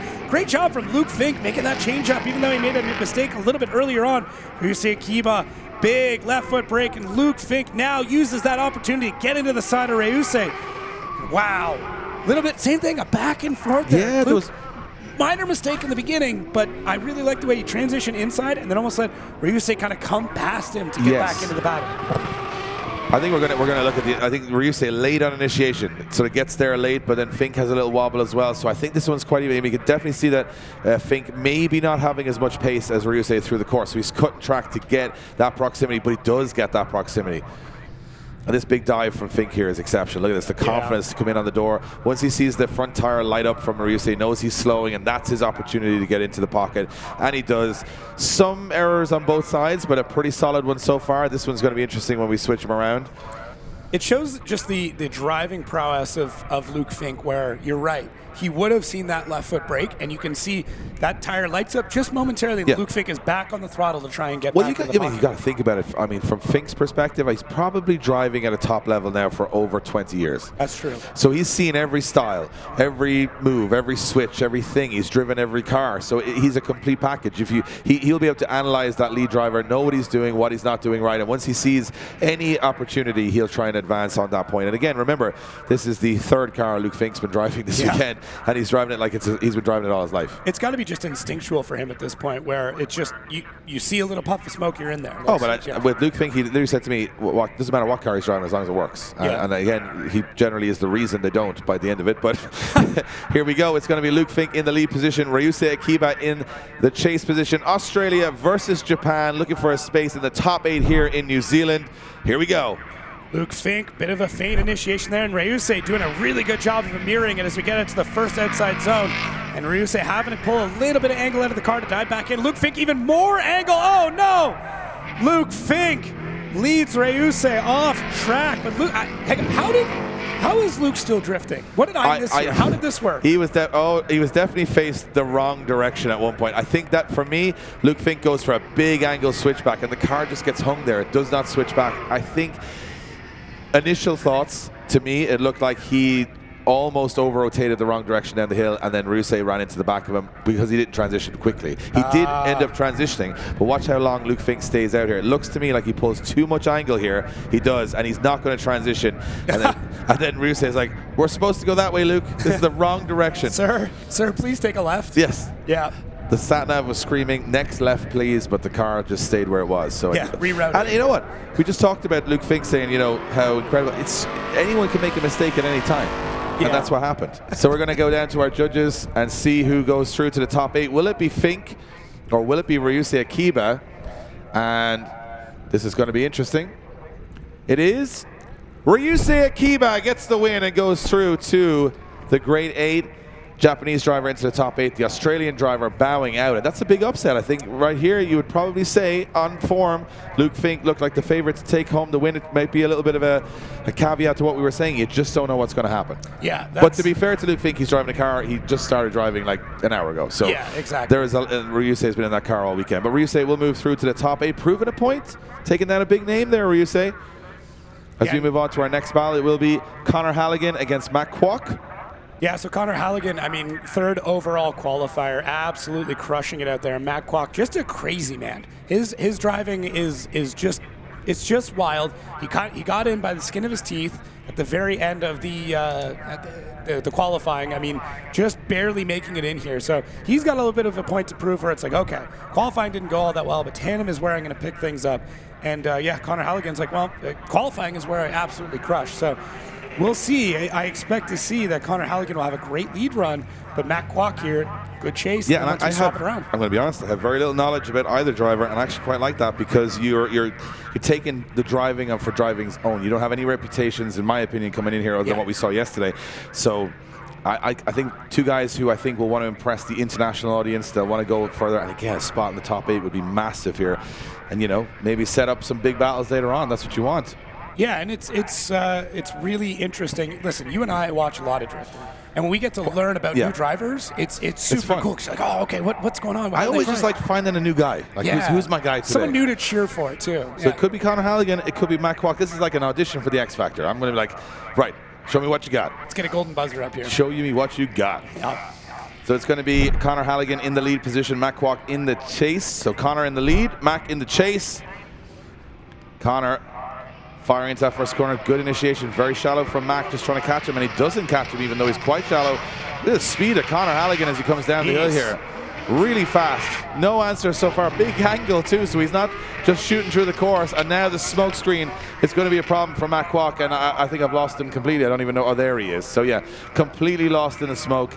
And not the best finish to the run from Connor Halligan, but maybe the job done at that stage. Yeah, I mean, Connor's car is really fast. You could see that just purely based on the shallowness in that last outside zone. But here's the thing. He still did get out to a lot of those zones, and just Matt Kwok got lost in the smoke early on, basically right here. First corner out, he's kind of struggling, trying to locate, sending out the sonar just to try and figure out what's going on with Connor, who, although the car is very gripped up and very quick, he's still getting a good angle. He's filling the zones. That's the thing. You know, if you see someone pull a huge gap and they're very shallow and stuff, the judges can look at it going, yeah. But he was on full angle. He kind of was a weird finish to the run. Didn't quite get where he wanted to be, but Mac came through on the shallow angle. All of a sudden, boom, he's in the smoke. He has no idea where the track is. And I feel for him because it happened to me. That's interesting. So we've got a 5-minute rule called. So Mac is calling a 5-minute rule. Something went up there. Maybe he's just trying to, you know, get his vision back.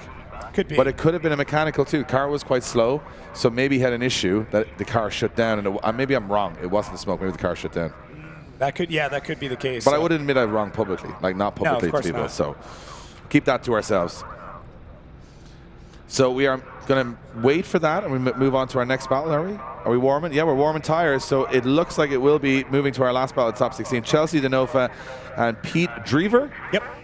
Pete Drever and Chelsea Denofa, which is weird because Chelsea's warming tires in a rotary. He said he's never driven Wisefab, he's never driven right-hand drive in competition, and he's never driven a rotary in competition. And he'll still do well. I mean, he did do well. He qualified 6th overall. Yeah. So it just proves it's hard to slow down a Denofa. It is, and of course he's probably changed every suspension setting on the car and said, you know, let's put it all backwards and upside down, and that's the way he likes to drive. But he is one of the best in the world. He's proven it. He's won Formula Drift. And Pete Drever, I'm gonna tell you what, he's probably sitting there scrubbing those tires going, I'm going to beat Chelsea Denofa.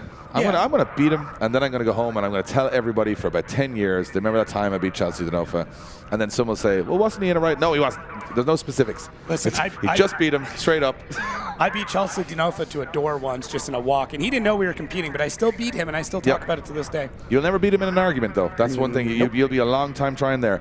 But this is the point where you have the local hero going up against an international superstar. And for Pete Drever, if he loses to Chelsea Denofa, no harm done. Exactly. But if he wins, he's got a lot on his, you know, he's going to be on the Instagrams about it later on. I can tell you that. Here we go into this battle. Pete Drever in the chase position. Chelsea Denofa in the lead. Let's see what happens as they come up over the hill. Chelsea Denofa firing in. Good line from Chelsea Denofa so far. Pete's coming for it here. Pete not backing down as they come down the hill, transitioning back, not getting caught in the smoke cloud. Pete going for the big transition, just backs off a little bit, gets to the inside of the run.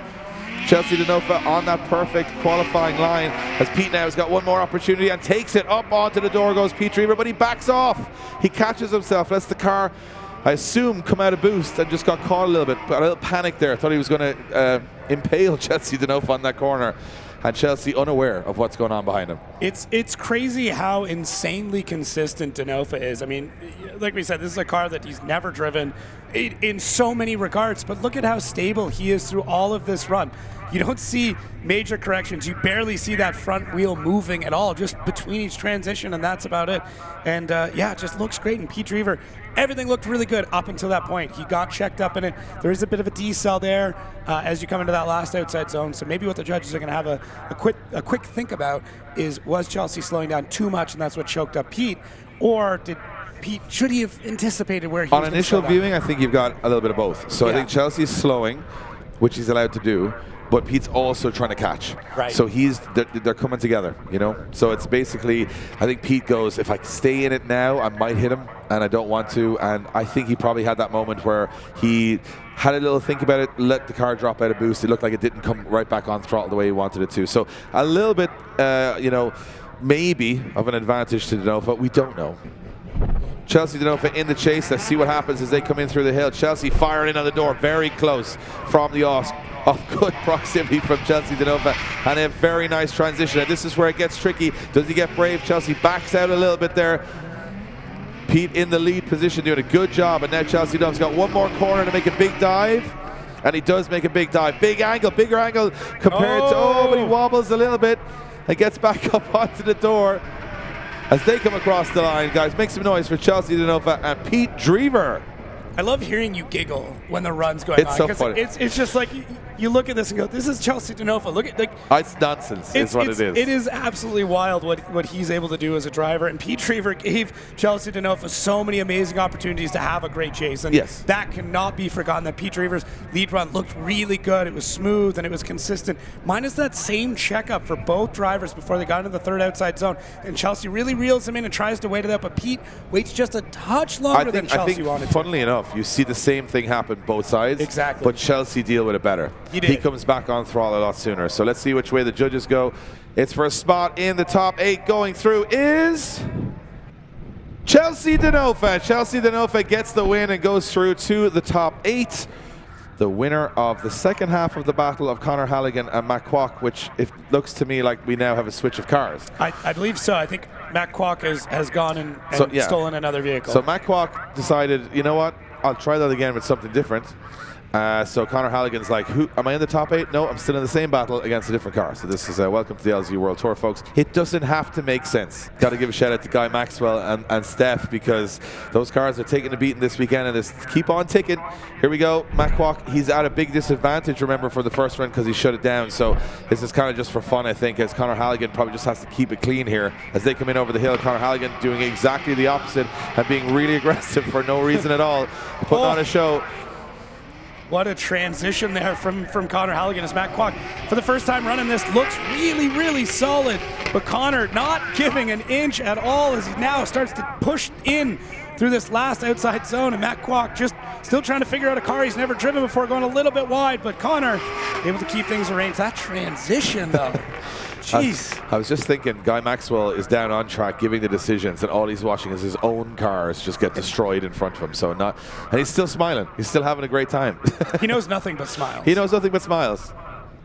And it is Conor Halligan getting the win in the last spot in the top 8. Conor Halligan gets the win, and he goes through. And I think we're going to have some bit of a demonstration run happening at the end of our top 16, because there's a guy, his name is Adam LZ. You might have heard of him.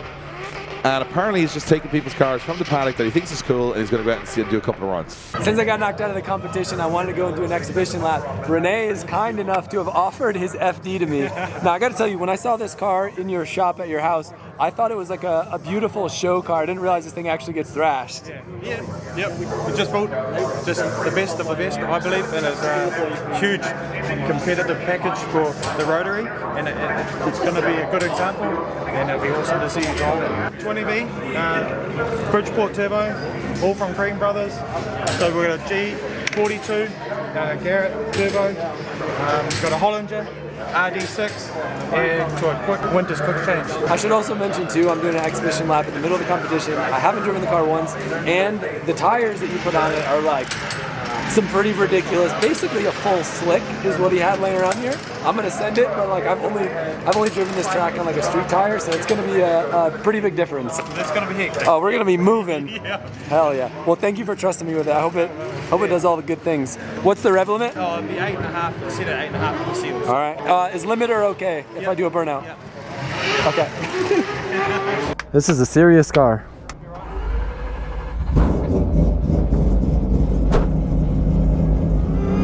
Wow, drives really smooth for a rotary. This is gonna be crazy. This is a pretty hectic track to go out in. I'm so excited. This thing's probably gonna sound so sick.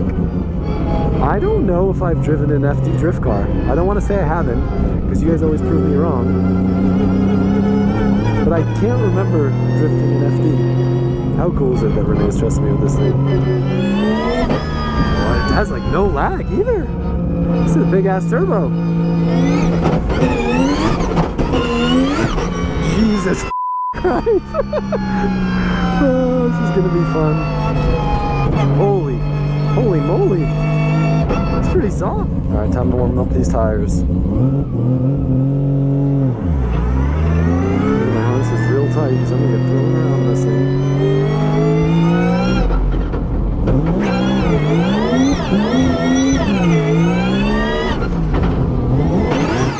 It's got good mid-range, but I'm definitely gonna need to keep it lit.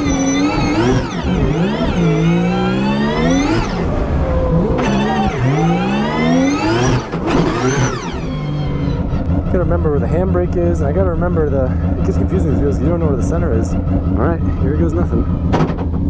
4th gear, it's gonna send it. Whoa, big backfire. All right, downshift on the last corner will be good.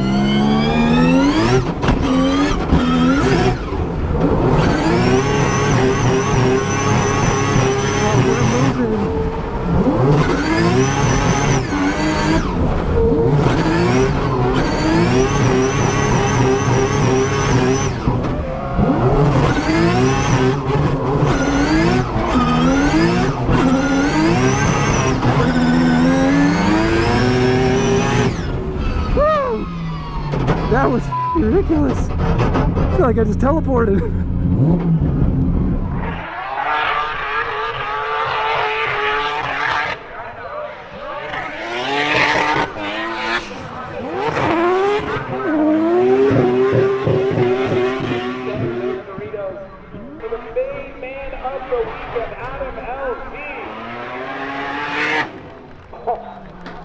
We are down here with Mr. Adam LZ himself driving Rene Richmond from Ward 17's car.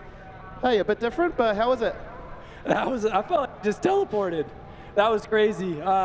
You know, being here in New Zealand, I know rotaries are pretty big, and he wanted me to have a shot at a proper New Zealand rotary, and I've never driven anything like this, so that was really cool. Thank you, Rene, wherever you are. Yeah, also massive thanks to Rene for letting Adam drive this weapon, 20B, built by Green Brothers, and yeah, it's a beautiful car. Adam, how are you enjoying New Zealand? You having a good time? It's been amazing getting to see all these guys battle. You know, I wish I was out there on track battling with them, but the driving here is amazing, and it's cool to get to share the track with these guys. Yeah, awesome. We really appreciate you being here. It's an awesome day. So yeah, thank you all for being here. Mr. Adam LZ, everybody, give him a round of applause. Woo! Guy Maxwell, Adam LZ, two legends. Yes. Down there standing by a beautiful RX-7. I'm trying to figure out what's going on here. So we're moving on to our grade 8 after this, but I'm hearing word now Dwayne McKeever has jumped into another car, a different car. He does not fit in the GT86. Okay. So he's now going to take, if I'm hearing it correctly, a rotary car. He's never drifted a rotary in his entire life. So he's now going to take that into battle. So he says, yeah, we'll see what happens. So he's never done a practice lap. He's never driven a rotary. He's an RB guy, as you know, but he has driven quite a few different cars this weekend. So hang on, which rotary is this? Is this the one that D'Onofrio is driving? Or Yes, I think it's the one that D'Onofrio is driving. Is it? I'm confused. So there's two rotary 180s. What's wrong with you people?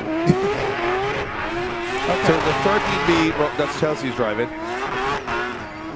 Oh, Adam Davies in the 20B.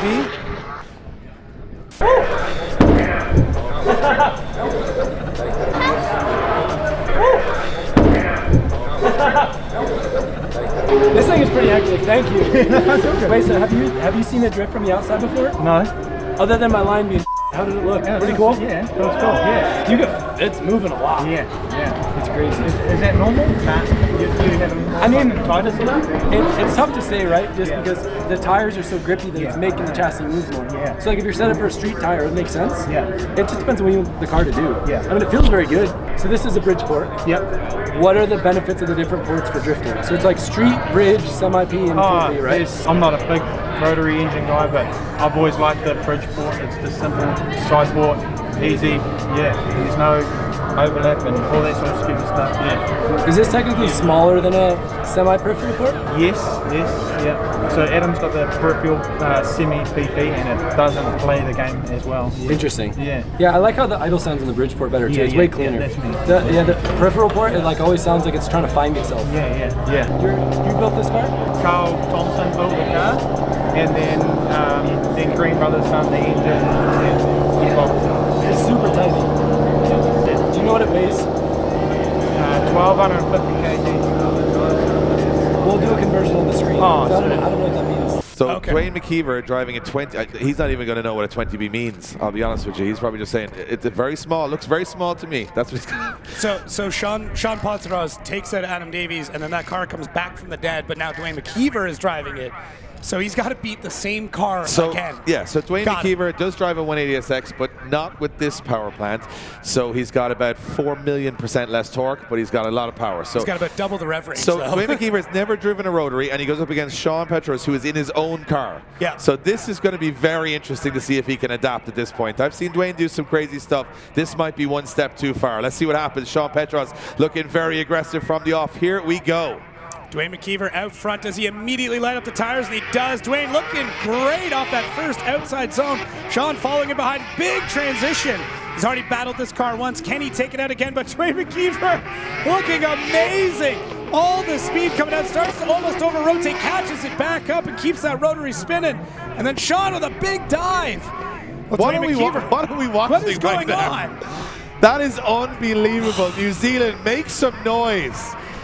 Dwayne McKeever just jumped in a car he's never even driven the engine from in his lifetime and just put in probably, I'll look at the judges, probably a 90+ lead run in a car he's never driven before. And then Sean was like, well, I'm not letting this guy get away with this. Comes in with some big dives. You would think he was driving that car all weekend. Yeah, I mean, I assumed he did. Welcome to vintage Dwayne McKeever. Give him whatever. Wheelbarrow, wheelie bin, front wheel drive Corolla. He'll go out there, put on a show. That is insane. That is absolutely nuts. I mean, totally different power band. Everything about it is different than anything he's driven this weekend or ever. And looks great. No issues. So, yep, so that's the thing.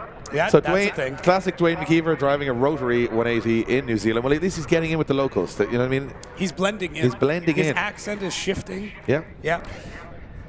So I'll put it this way. We could be 50-50 on this battle. Sean, I've got to say, Sean Petros' chase run was pretty solid, especially the dive at the last corner. We were so mesmerized by McKeever, expecting a mistake to come from being caught off guard with the car, but it didn't. And Sean took every advantage of that lead run, went up on the door, got aggressive. So now Dwayne McKeever's got a chase in a car he's never driven before, power plant he's never driven before, against Sean Petros. This one, I don't know what's happening right now. We're for a spot in the final four. McKeever and Petros into the first corner. They go, hold your breath, because this one's going to be wild.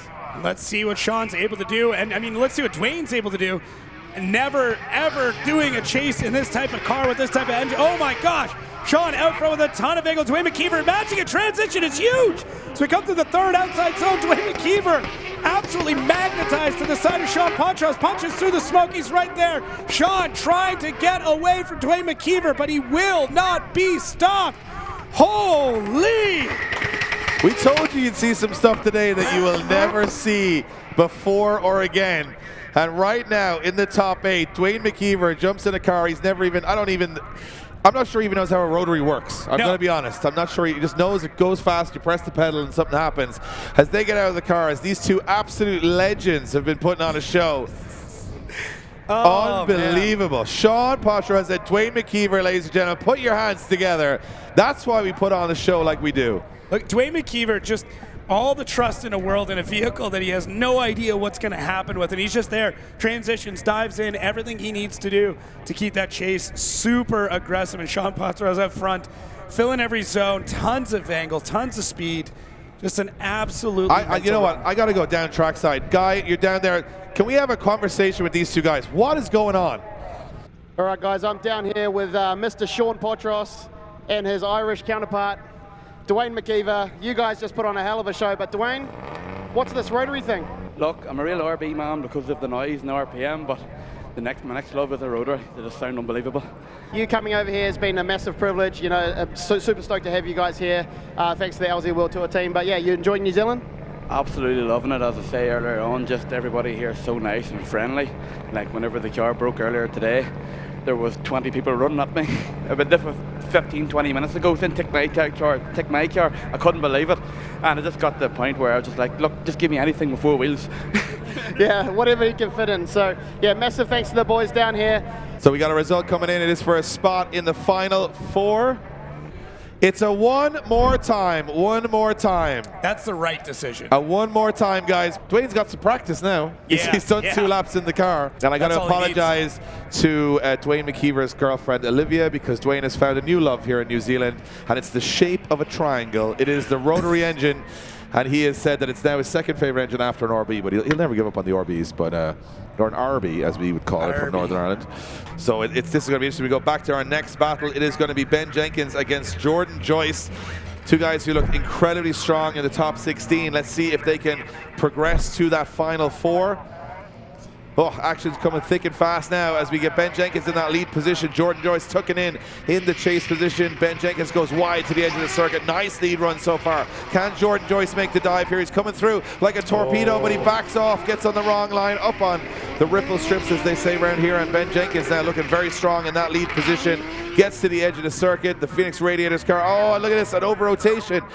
Maybe it's a car issue from Jordan Joyce, but something went very wrong and handed a big old chunk of points to Ben Jenkins there. So here we go, second half of the battle.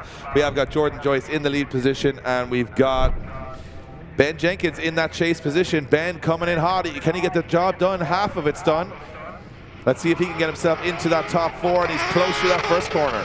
Jordan Joyce, can he make up for lost time with Ben Jenkins following behind? He could lay back, he could chill out, but he's not going to. He's going to get on the side of Jordan Joyce. Ben Jenkins now getting lost a little bit. The smoke, it dives out. Just about taking out the side of Jordan Joyce.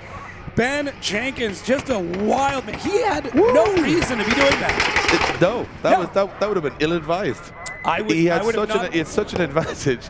He could have thrown it all away, but it just goes to show the confidence in Ben Jenkins' driving, but also how much he wants to put on a show and put his name on everyone's lips as they head home this evening. And I'll tell you what, he's done exactly that. He's coming alive here, Ben Jenkins. He's a bit of a contender. That big dive at the end, that was my move of the day so far. The move of the day was Ben Jenkins. I thought he was going to absolutely send it into the door, and he made it work. Did you ever watch MXC back in the day? Most Extreme Elimination Challenge. Exactly. That's yeah. Well, we have a decision. It's going to be an easier one than the last couple as we go forward to getting into the final 4 is Ben Jenkins. Ben Jenkins goes through to the final 4, and he will face either Sean Potros or Dwayne McKeever. So, I mean, yeah, I'm not sure what's going to happen from here on in. But that is the end of the weekend for Jordan Joyce. He'll be happy, very happy with his performance. And very happy with that burnout too. Pretty impressive in front of the New Zealand fans here at the LZ World Tour. So I think we are moving into our next battle here for the Grade A, which is going to be Raw Hader versus Ryusei Akiba. So this should be good. What do you know about Raw Hader? What's the rundown? Well, Raw Hader, the mayor of Hamurana from Rotorua, he's been drifting now for I'd say maybe 6 or 7 years in championship form anyway, and maybe a couple of back streets in the boondocks of Rotorua. So he's a great guy. He's here with his wife. I think the kids are staying at home this weekend, and he's had a fantastic team of guys around him. As Guy Maxwell said, that's my teammate out there.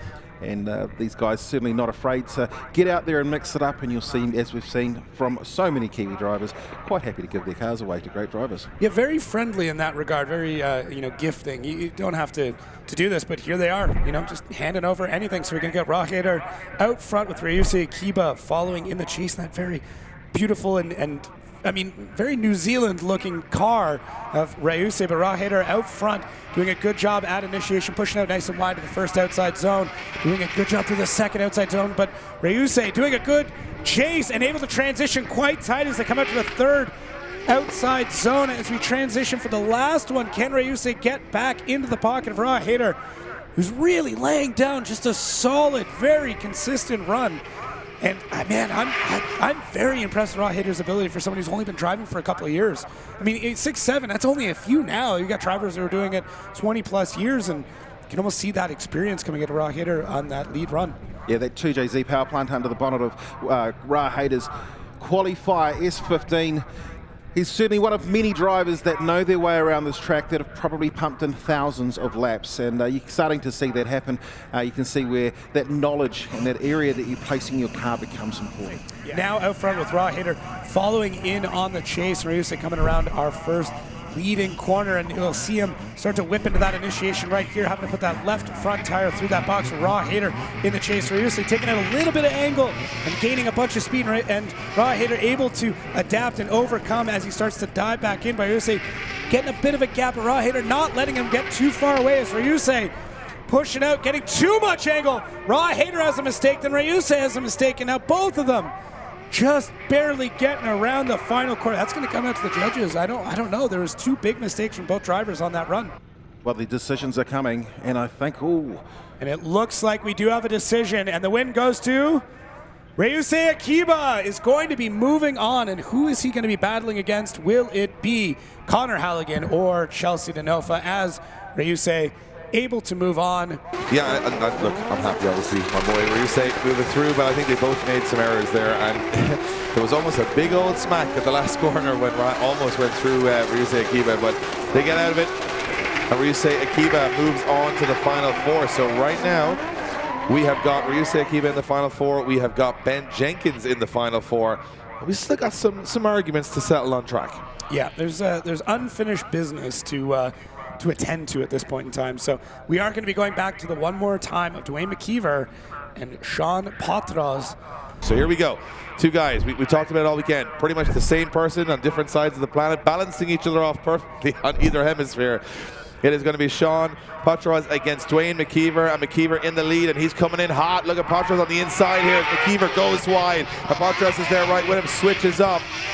Big angle from Dwayne McKeever, but Patras is right on his back bumper. Big transition from Sean Patras, and he lays down the heat. Can he bounce out of the smoke up onto the door? That's exactly what he does as Dwayne McKeever goes to the edge of the circuit. Patras right there. This is what it's all about at the LZ World Tour. That's how you get it done. Wow, absolutely insane there from both those drivers. Dwayne McKeever going super wide, and what I like is Sean Patras, he's cutting the line a bit because he realized how fast Dwayne McKeever is on this. Initiates before Dwayne does and gets really up into the side of him, and then able to use that to have this transition that gets him back into the box, back into the proximity. Dwayne McKeever is using every bit of this car, all of the throttle, all of the angle, all the tire, and he's just maxing everything. He's got all the stat sliders to one side.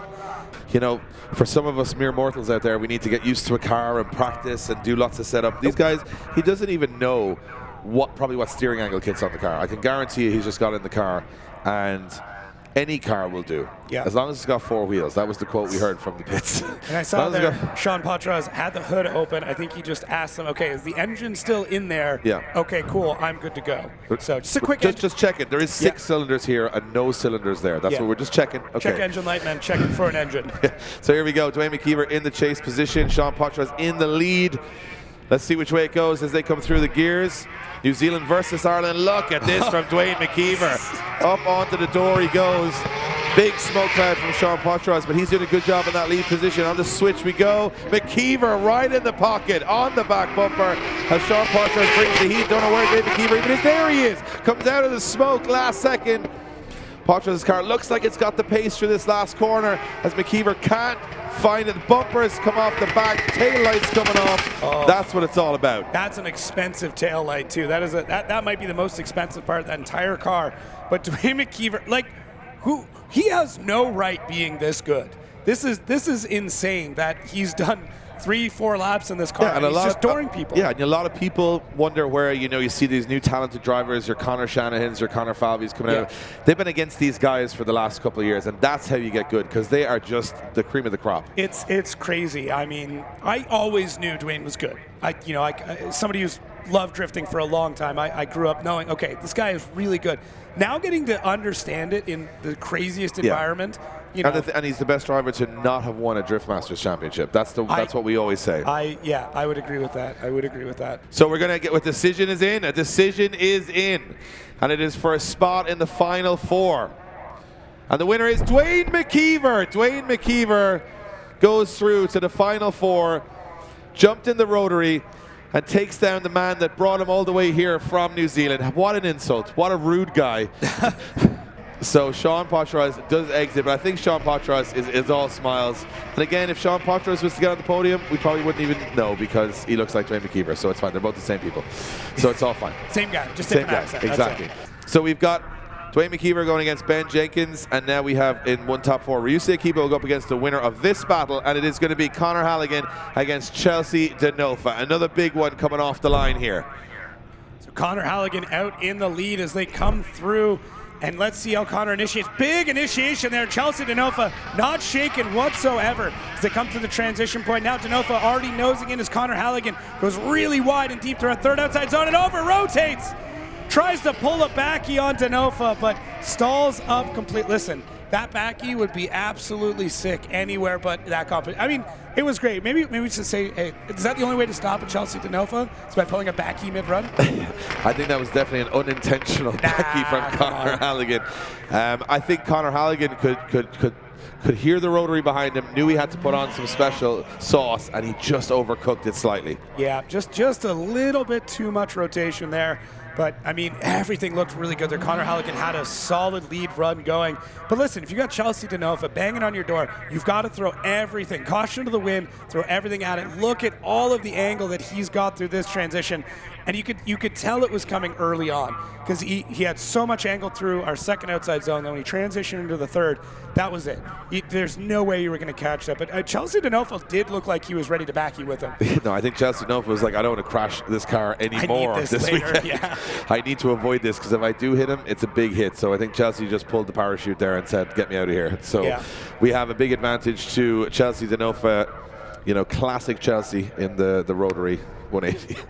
Conor Halligan's in the chase. He's going to have the chase run of his life if he's going to turn this one around. This has to be caution to the wind, probably the end of the season.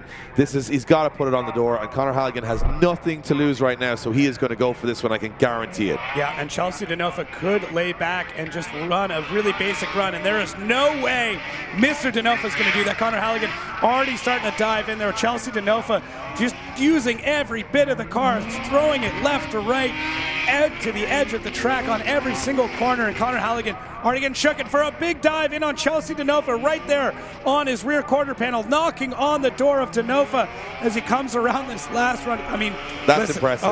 That is impressive. I thought he was going to die halfway through that one. He went through it. I thought it was over. He came through the smoke. I thought it was going to be a big crash. He made it work. Conor Halligan knew he was at a disadvantage, did absolutely everything he could do, and it's an easier decision for the judges. They haven't had a lot today, but this is very impressive from Conor Halligan because he threw everything at it, and that's exactly what you need to do. The winner is Chelsea Denofa. Chelsea Denofa gets the win, goes through to the final four, meaning in order for a Kiwi to win this event, it's all on Ben Jenkins. So Ben Jenkins, no pressure. No pressure, sir.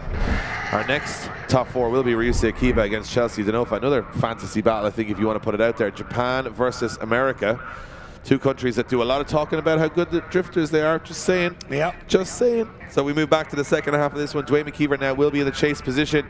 Ben Jenkins will be in the lead position. We do have maybe the 4 best drifting communities in the world right now, all in our top 4. That's a very good point. Poland would probably argue, but we're not going to get any more arguments today. Here we go. It's going to be Ben Jenkins in the lead position. Dwayne McKeever firing in on the door as they come through that first corner. Ben Jenkins getting the pull here. Ben Jenkins with a little bit more pace.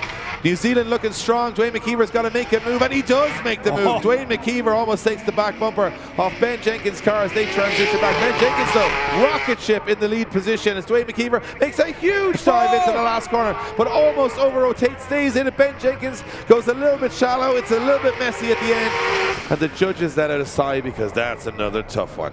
That is very, very tough. I mean, Dwayne McKeever, just his ability to almost predict what's going to happen, and he sets his lineup almost a corner or two early. So right in here, we see starts to get in, over-rotates a bit, and then uses that momentum to transition out into our third outside zone.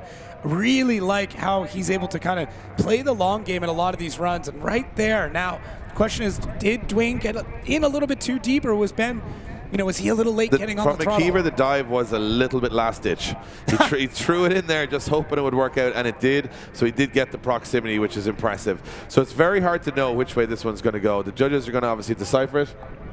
So will it be Ireland in the final? Will it be New Zealand in the final?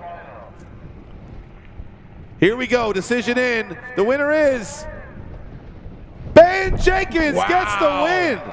New Zealand go to the final. Ben Jenkins, he was the only Kiwi left in the competition, and he's still in it to win it. And Dwayne McKeever will fight it out for 3rd and 4th place, which, if Chelsea Denofa was beaten, would be the stupidest and strangest 3rd and 4th place battle of all time. But either way, it's going to be silly. Yeah, insane. Ben Jenkins getting the win, going through to the final. Ben, I tell you what, it was the move. I'm telling you, that left foot brake, that dive, I think Dwayne had to do a little bit too much on that one. He threw it in, lost it at the end. Whew. I'm excited. You're sweating. I'm overwhelmed. Next up, we have got Japan versus the USA. Ryusei Akiba versus Chelsea Denofa.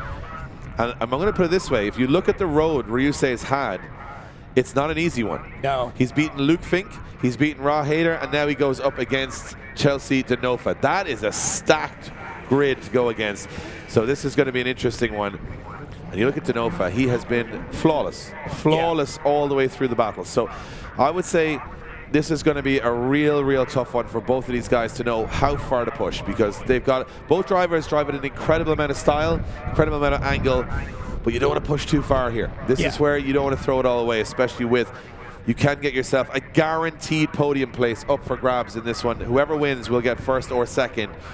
Ryusei Akiba in the lead position, Chelsea Denofa in the chase. Two internationals, two borrowed cars. Both drivers, the only way to lose. Two phenomenal head of hair. Here we go. Final on the line. Ryusei Akiba out front with a really good initiation, but Chelsea Denofa mirrors it perfectly as they transition through, nothing between them on that transition through 2 and ended 3. Now we see Denofa pulling a little bit of angle out while Ryusei just absolutely throwing down Denofa right there behind him. What was that from Chelsea Denofa? Basically parallel parking, now pushing Ryusei Akiba around the rest of the track. That is Chelsea Denofa for you. Chelsea wants to get to the final, that's for sure. Oh my. Denofa, I mean, the Denofa push. That's what he's that like, is. come on.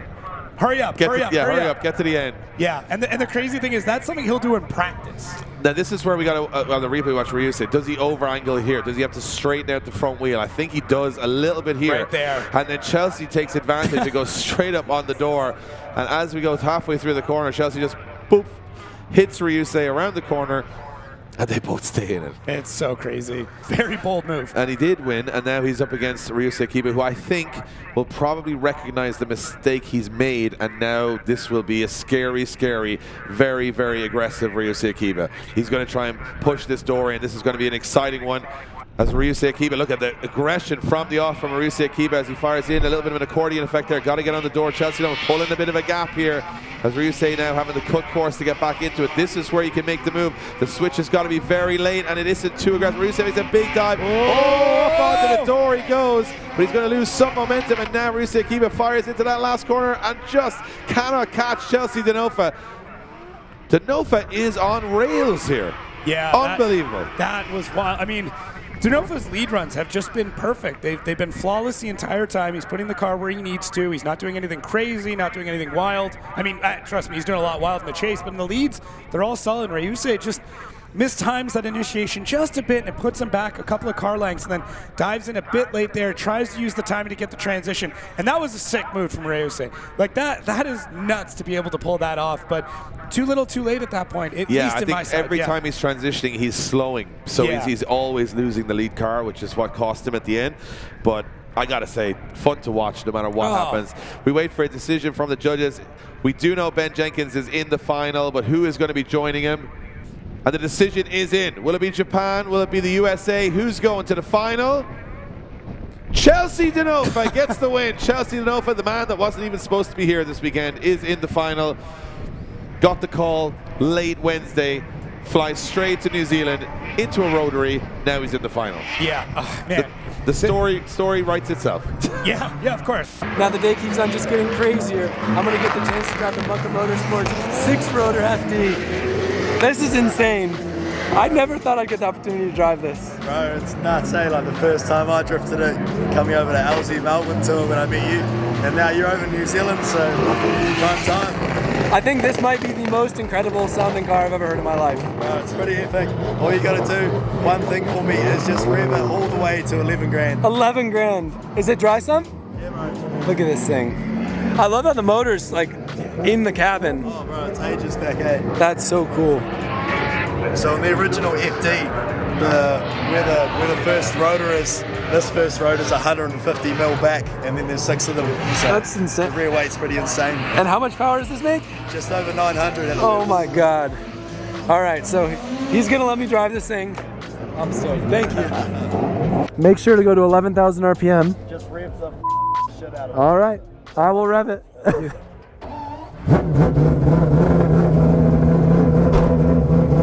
right, 6 rotor. Oh my goodness. Let's have some fun. God, this thing. Oh, no way. No way. This is gonna be insane. 900 horsepower NA. Oh, I know what's gonna happen after this. We're back in a peripheral port. It's a good thing that I've driven the 4-rotor Supra, so I kind of know what to expect.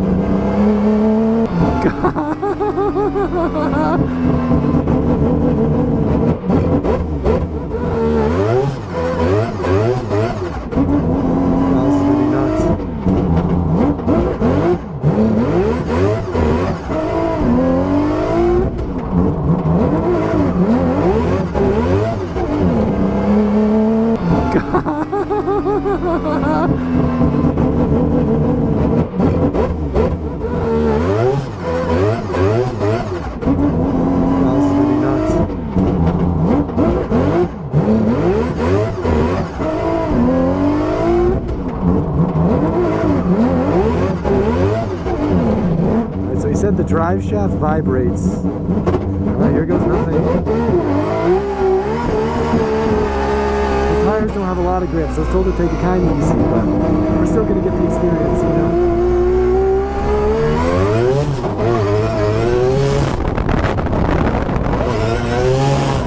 That's nice.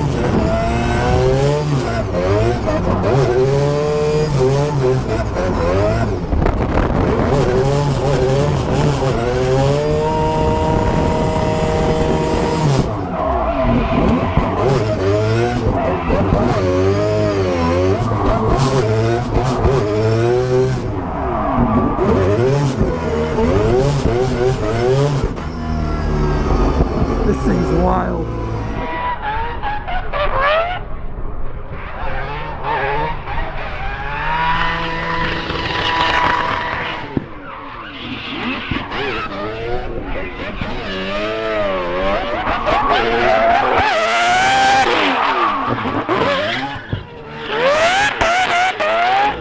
I couldn't even see coming into that corner.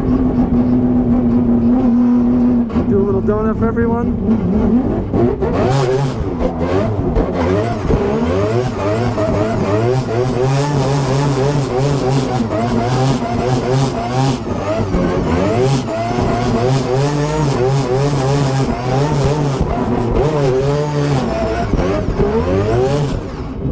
I can't see. This will not be an easy machine to drive. I think he's doing a pretty good job. Gets to the edge of the circuit, screaming through the course. Do you think this is a sign of things to come? Will we see a 6th rotor built at the LZ compound in the coming weeks? All he needs is 2 more. 2 more rotors bolt on the end. That's how it works, right? Yeah. Into the last race. A really good lap for a car he's never driven before. Wow, and the noise from this thing. I like the little flick right at the end. Just to see, test it out, see how much angle we can get out of this thing. Oh, wow. On the flip side, right? On the flip side. Literally, we're on the flip side. We're on the other end of the equator, so.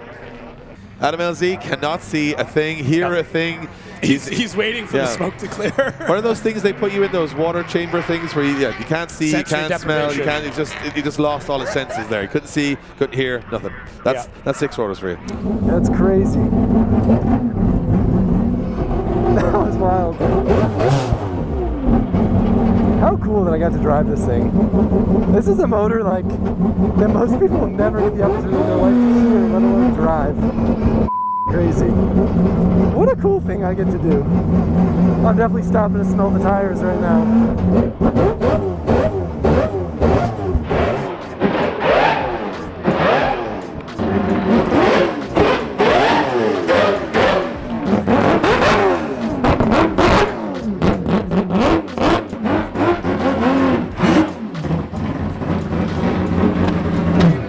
This thing drives really good. So I mean, mind you, I just drove a car that was like on the craziest grippy tires ever. Once I entered in the first corner, it's beautiful. Yeah. Super easy to drive. Yeah.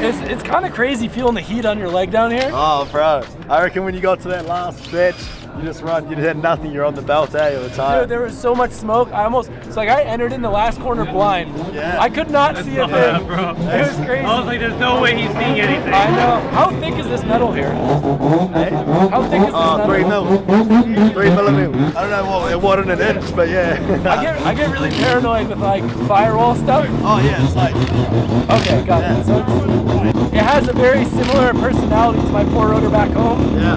So it's a full peripheral port. Yeah. Yeah. So it's like even just driving it around through the pits and everything reminds me of my car back home. It's sick. That was cool. It was cool seeing you in it, bro. It was like neat. Yeah. It's hooked up enough where it doesn't hit limiter.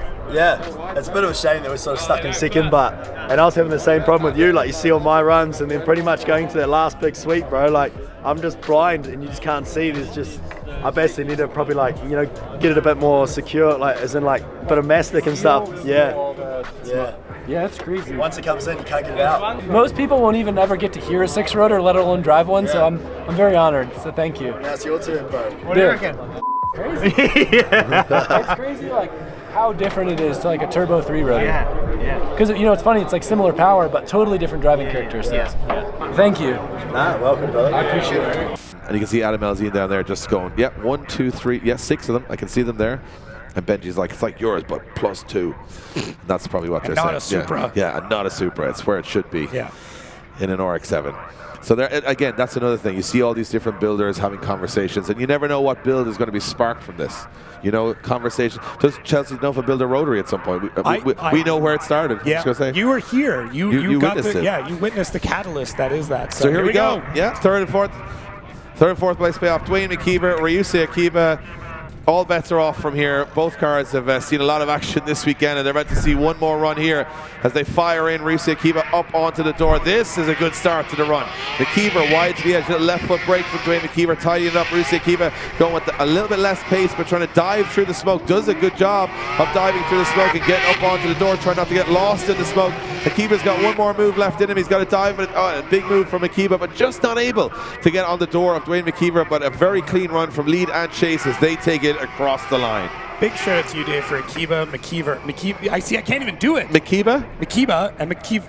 Ryusei. Ryuane Akiba. Yeah. Dwayne McKeever out front, great, just solid all the way through. And Ryusei, this is good. It's a very solid chase run, and he's playing the consistency game throughout this and just not really getting in there. But you know that when they swap this around, McKeever's going to do one of two things. He's either going to put it right into the door or he's going to put it right through the door. Yeah. Those are the only two things that are going to happen when they swap this around. So, and all Dwayne is thinking is like, I just want to go fast.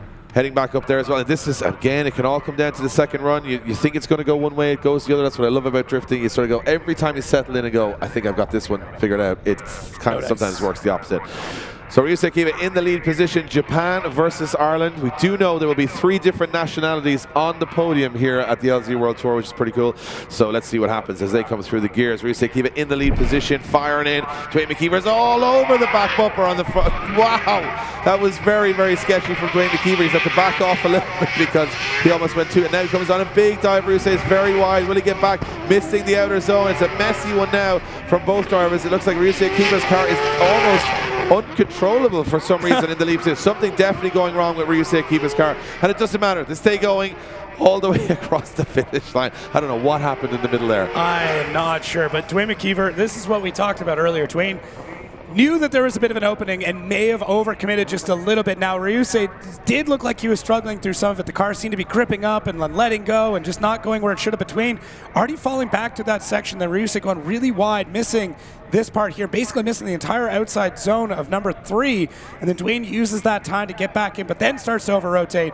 Ryusei then looks like he struggles to get the car lit up again. We get a big left foot brake, a bunch of clutch kicks, then they get back into drift on the last outside zone, and then it's just a bath of smoke. You could forgive the cars for being a little bit tired at this stage. It's been a long weekend. Look at the difference between these two drivers. So we have got 2 incredible drivers. One more time, guys. Make some noise for Dwayne McKeever and Ryusei Akiba. What a show they've put on this weekend.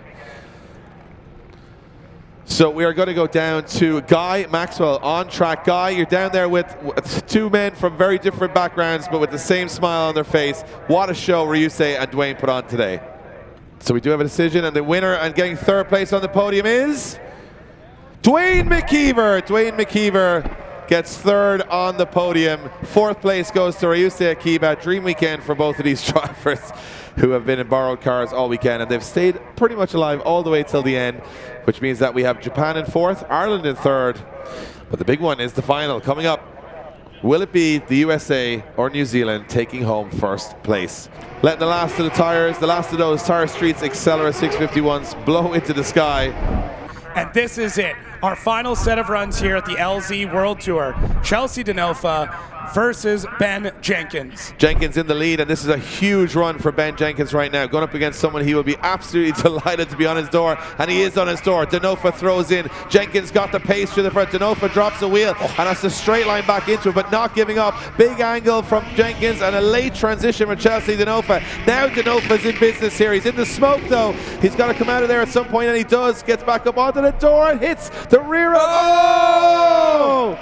Denofa puts it one or two wheels off the track, and Ben Jenkins, the local boy, is doing everyone here proud. That, I mean, that is so crazy. I hope somebody is in Ben Jenkins' ear going, Chelsea Denofa just went two wheels off in the last zone. He'd be like, say it again. Say it slower. Yes. I need a ringtone. Say it again. You've got an advantage against Chelsea Denofa. Say it again. Yeah, tell me again. Wow. I mean, I'm actually impressed Chelsea didn't get lost in the smoke, because he was really deep in it, but I think when he popped out, he was in the wrong place. He was a little bit too far back, and Ben Jenkins just on the edge of the track, and by then it was just too late. But then Denofa able to find a bit more grip once he gets back on track, but it's too late at that point. But everything up until that one point looked great. And the other part too is they're driving into the sun. You're transitioning through the smoke while staring into the sun in a borrowed car in a foreign country, and there's no way that Denofa has even slept properly since he got here. We're now last run. Can Ben Jenkins hold it together? Can a Kiwi win the New Zealand stop of the LZ World Tour? He's got one run left to go. Chelsea Denofa fires in big. Ben Jenkins got to manage that aggression here, not mess up. And Chelsea's going for that big lead run here as he transitions through the center of the course. Jenkins backing off a little bit, but he's coming in late with a dive, and it's a sensible dive from Ben Jenkins. He's right there on the door as they come into that last corner. Jenkins with one last move, locks the front wheels. Denofa goes on big angle. Jenkins. Oh, Ben Jenkins! Oh, mistakes from both drivers. It's never easy. What has happened? Oh, no. What has happened? Chelsea Denofa, he was dragging Ben Jenkins into deep water in that last outside zone. This is what I mean. Chelsea Denofa has so many tricks in his bag. He can pull out whatever he needs to. The amount of smoke coming off of Denofa's car is absolutely unbelievable. And Ben Jenkins looks really good through this section. Denofa just a ton of wheel speed and then just gets back. Look at the smoke. And Ben Jenkins gone, absolutely gone. To me, it looks like Denofa transitions too early. You think so? Yeah, transitions too early, goes to the inside of the track. It looks like Ben Jenkins kind of wanted to follow him, but then ended up trying to be on the inside of the inside. Could be. That's my hot take. I see. I look at that and go, Ben Jenkins. I mean, Denofa might have made that mistake, but Ben Jenkins still zeroed behind him. So He you did? got 2 zeros in the chase in that last zone. Oh yeah, it's going to be decided on the podium. So all we're going to say is whether it's a decision or a one more time. So we're not going to announce the winner. We're going to go to the podium for that. But we have to. The judges will have to decide whether they want to see them go one more time or they have a winner. And I don't know. I'm going to say that because so much went on, that there could be leaning towards a decision, because there's enough mistakes in there, I think, to make a call. What do you think? Yeah, I mean, I don't think we agree. I think we actually disagree. Yeah, So I think we disagree as to which way this is going to go. For me, I think Jenkins transitions, Chelsea's on the inside, so therefore Jenkins has nowhere to go because he's trying to get on the inside to chase, but he's on. Just watch. We have a replay I'm here. watching it. We have a replay up here. You guys don't have a replay, but we have a replay. We'll kind of talk you through what we're thinking. Jenkins goes in on the dive, very, very close, and Denofa, everything's perfect up to this point. But just watch the transition from Chelsea Denofa. Too much angle here for me. Stalls. I don't know. Watch the front wheels. Front wheels are on the white line on the inside of the corner, and the zone is on the outside. Maybe. Yeah. I don't know. So he's on the inside of the corner, which is about 25 feet from where he needs to be. I see what you're saying. But listen, I don't get the replay on the other one to see what happened on that side. So we'll just wait for the judges. So we have a decision. We have a decision from the judges. We have a winner. And we are going to decide that on the track. So it's going to be either Chelsea Denofa or Ben Jenkins. And we're going to go down to the man of the moment, the man that put it all together this weekend. He should be very proud of himself. He's going to get the last announcements. It's going to be Guy Maxwell. Guy, we are going to find out a winner. All right, guys, we're here with our finalists of the LZ World Tour New Zealand, Mr. Chelsea Denofa and Ben Jenkins. Give it up. All right, Ben, we'll start with you. You're in the final against Chelsea Denofa. Did you ever think this was going to happen the other day? No, definitely not. We wasn't even on the entry list till 48 hours before, but hey, pleasure to drive with all these guys. Chelsea, and that was a wicked chase onto him. He chased me really well.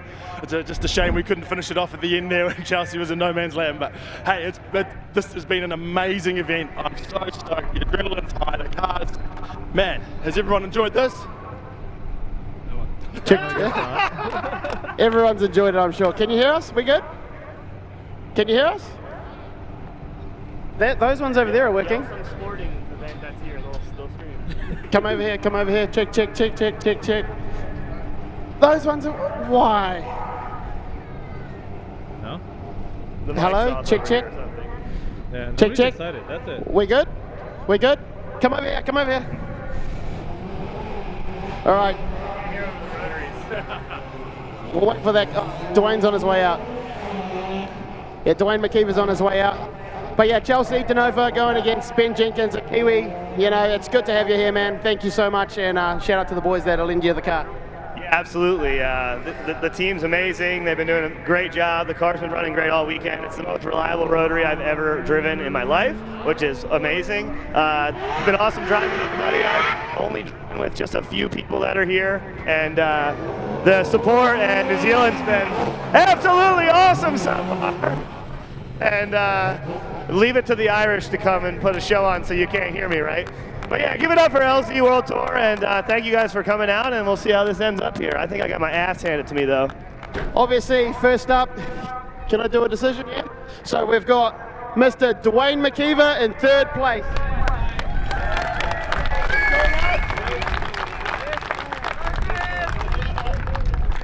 That's a trophy. Taking the win here at the LZ World Tour New Zealand, Ben Jenkins!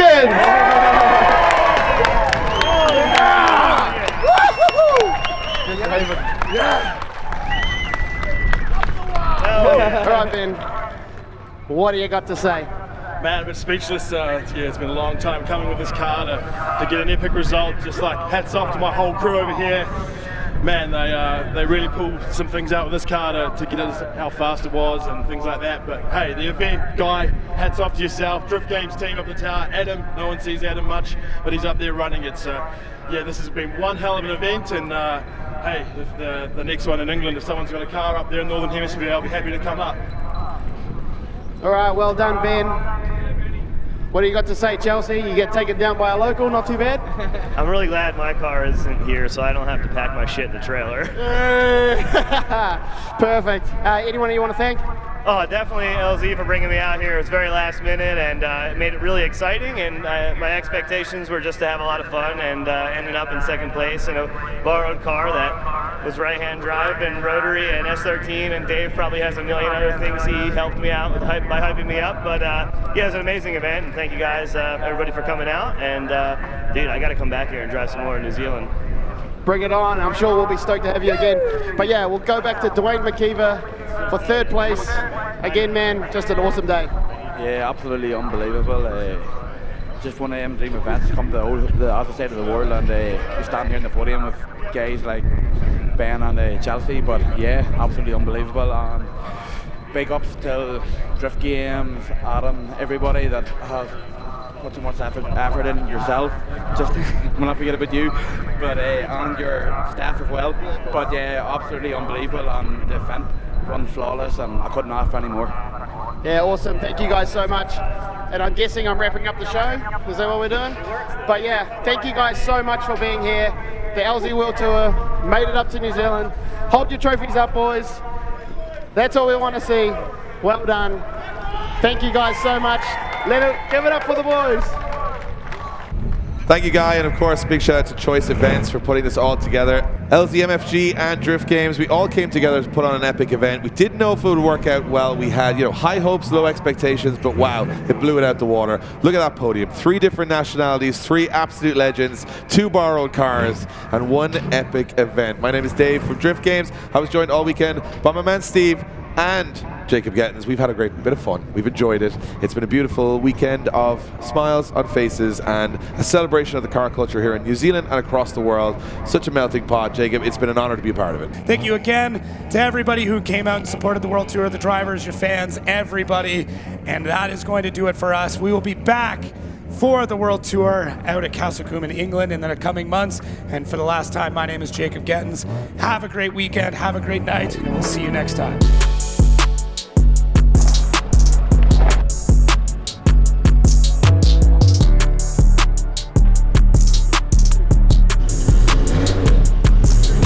All right, so the end of the video, event smashed it. You guys know Dave, you guys know Drift Games, the unsung heroes of the LZ World Tour, and pretty much the only reason that these things can happen. This event was amazing, but I really, really need to give some spotlight to Guy and Steph. The Choice Files, these guys, we have been, it's gotta be like a couple years now that we've been talking about making this happen. It's been a bucket list for me to come over to New Zealand. Dave and I have been talking about it, but we wanted to do it right. And you guys not only smashed it out of the park, I mean the drivers, the fans, everybody loved it. This has been amazing. That's what we want, we wanted you guys to come here and you guys put on a show. The weather, everything helps, but you guys were the main attraction, you guys were the show. And you guys put on the best show I've ever seen, honestly. And for this track, for this crowd, everybody just really enjoyed it. And yeah, massive shout out to New Zealand for turning up. Well, see, this thing is, I think we get too much credit because what we really do is the fun stuff. No, but what we really do is just make it happen in terms of a day. But what really makes the event special is the people, the community, the cars, the fans, the staff. We're just the starting point, the spark. And then all you guys come together and make it happen is the reason it's good. So we're just we get a lot of credit for what we really just started in motion, but it's the local crew that make it happen for us. I was gonna say, it's kind of like a magnet thing. I mean, I was just in a random garage over there. There's a JGTC FD in there. Yep. The level of cars that came out of the car show, I know I'm usually focused on the drift cars, not the car show. There's some serious stuff. I had a problem trying to pick today. Yeah. Problem, because everything was so good. And again, everybody turned up. Yeah. And again, we just come in and say, hey, if you wouldn't mind, we'll bring some attention to it. But I love how the community comes together to build something like this. And it's memories, and you can't put a price on that. So for us, while people thank us for coming, it's more importantly that we just spark it, and we thank everybody who comes to make it special, because we're only 2 people in thousands at this event. So thanks to New Zealand, more importantly, because I'm a big fan now. Yeah, and the drivers too, not only were they really nice, really talented, and the cars are sick too. It's like Ireland with rotaries. It's just, yeah. And again, as I said, everyone was so friendly and so welcoming, and that's a massive thing for us as well. And we felt weirdly at home within a day of being here. So that's definitely just the New Zealand way, and I can't wait to go back. The vibes are amazing. Thank you for everyone that made this event possible, not only the people in this room, my team, the Drift Games team, the Choice team, every person that came in the gate, that got a ticket, every person that's watching this video, all the drivers, the team. There's so much help from so many people. Words can't say thank you enough.